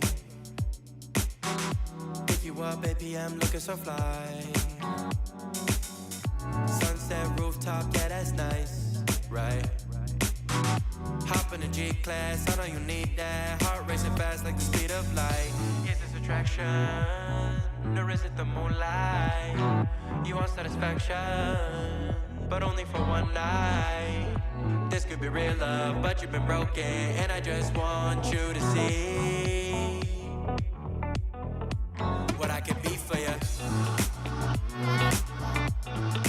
What I can be for you. What I can be for you. What I can be for you. What I can be for you. You got me wrapped up in your love. Barely. Finding you is like a treasure. Making my heart feel this way, yeah, yeah. And I'll treat you so damn special. What you did, who you were with, I don't care about those days. When I'm with you, I won't complain. Share your success their heartbreaks. Yeah, you know I'll stay by your side. Never leave you dissatisfied. But I need you to let me know. Is this attraction? Or is it the moonlight? You want satisfaction, but only for one night. This could be real love, but you've been broken, and I just want you to see what I could be for you. What I could be for you. What I could be for you. What I could be for you. What I could be for you. Baby girl, it's just one night. Yeah, baby girl, it's just one night. Oh, yeah, it's just one night. Yeah, baby girl, it's just one night. Yeah, girl, it's just one night. Yeah, baby girl, it's just one night. Oh, yeah, it's just one night. Yeah, baby girl, it's just one night.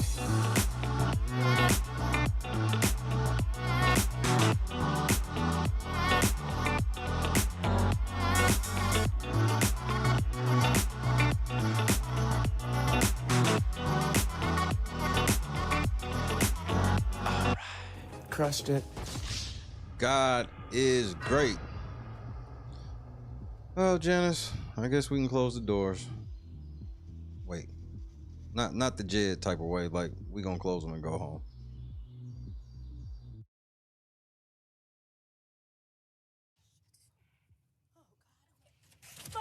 I'm a fucking bitch.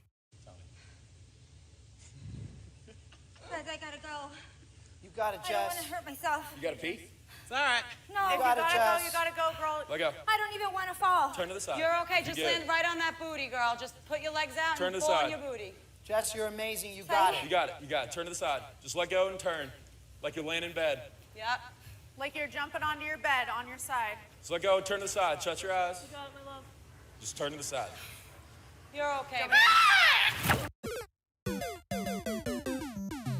Have fun. I've never even heard of him. I'm petty.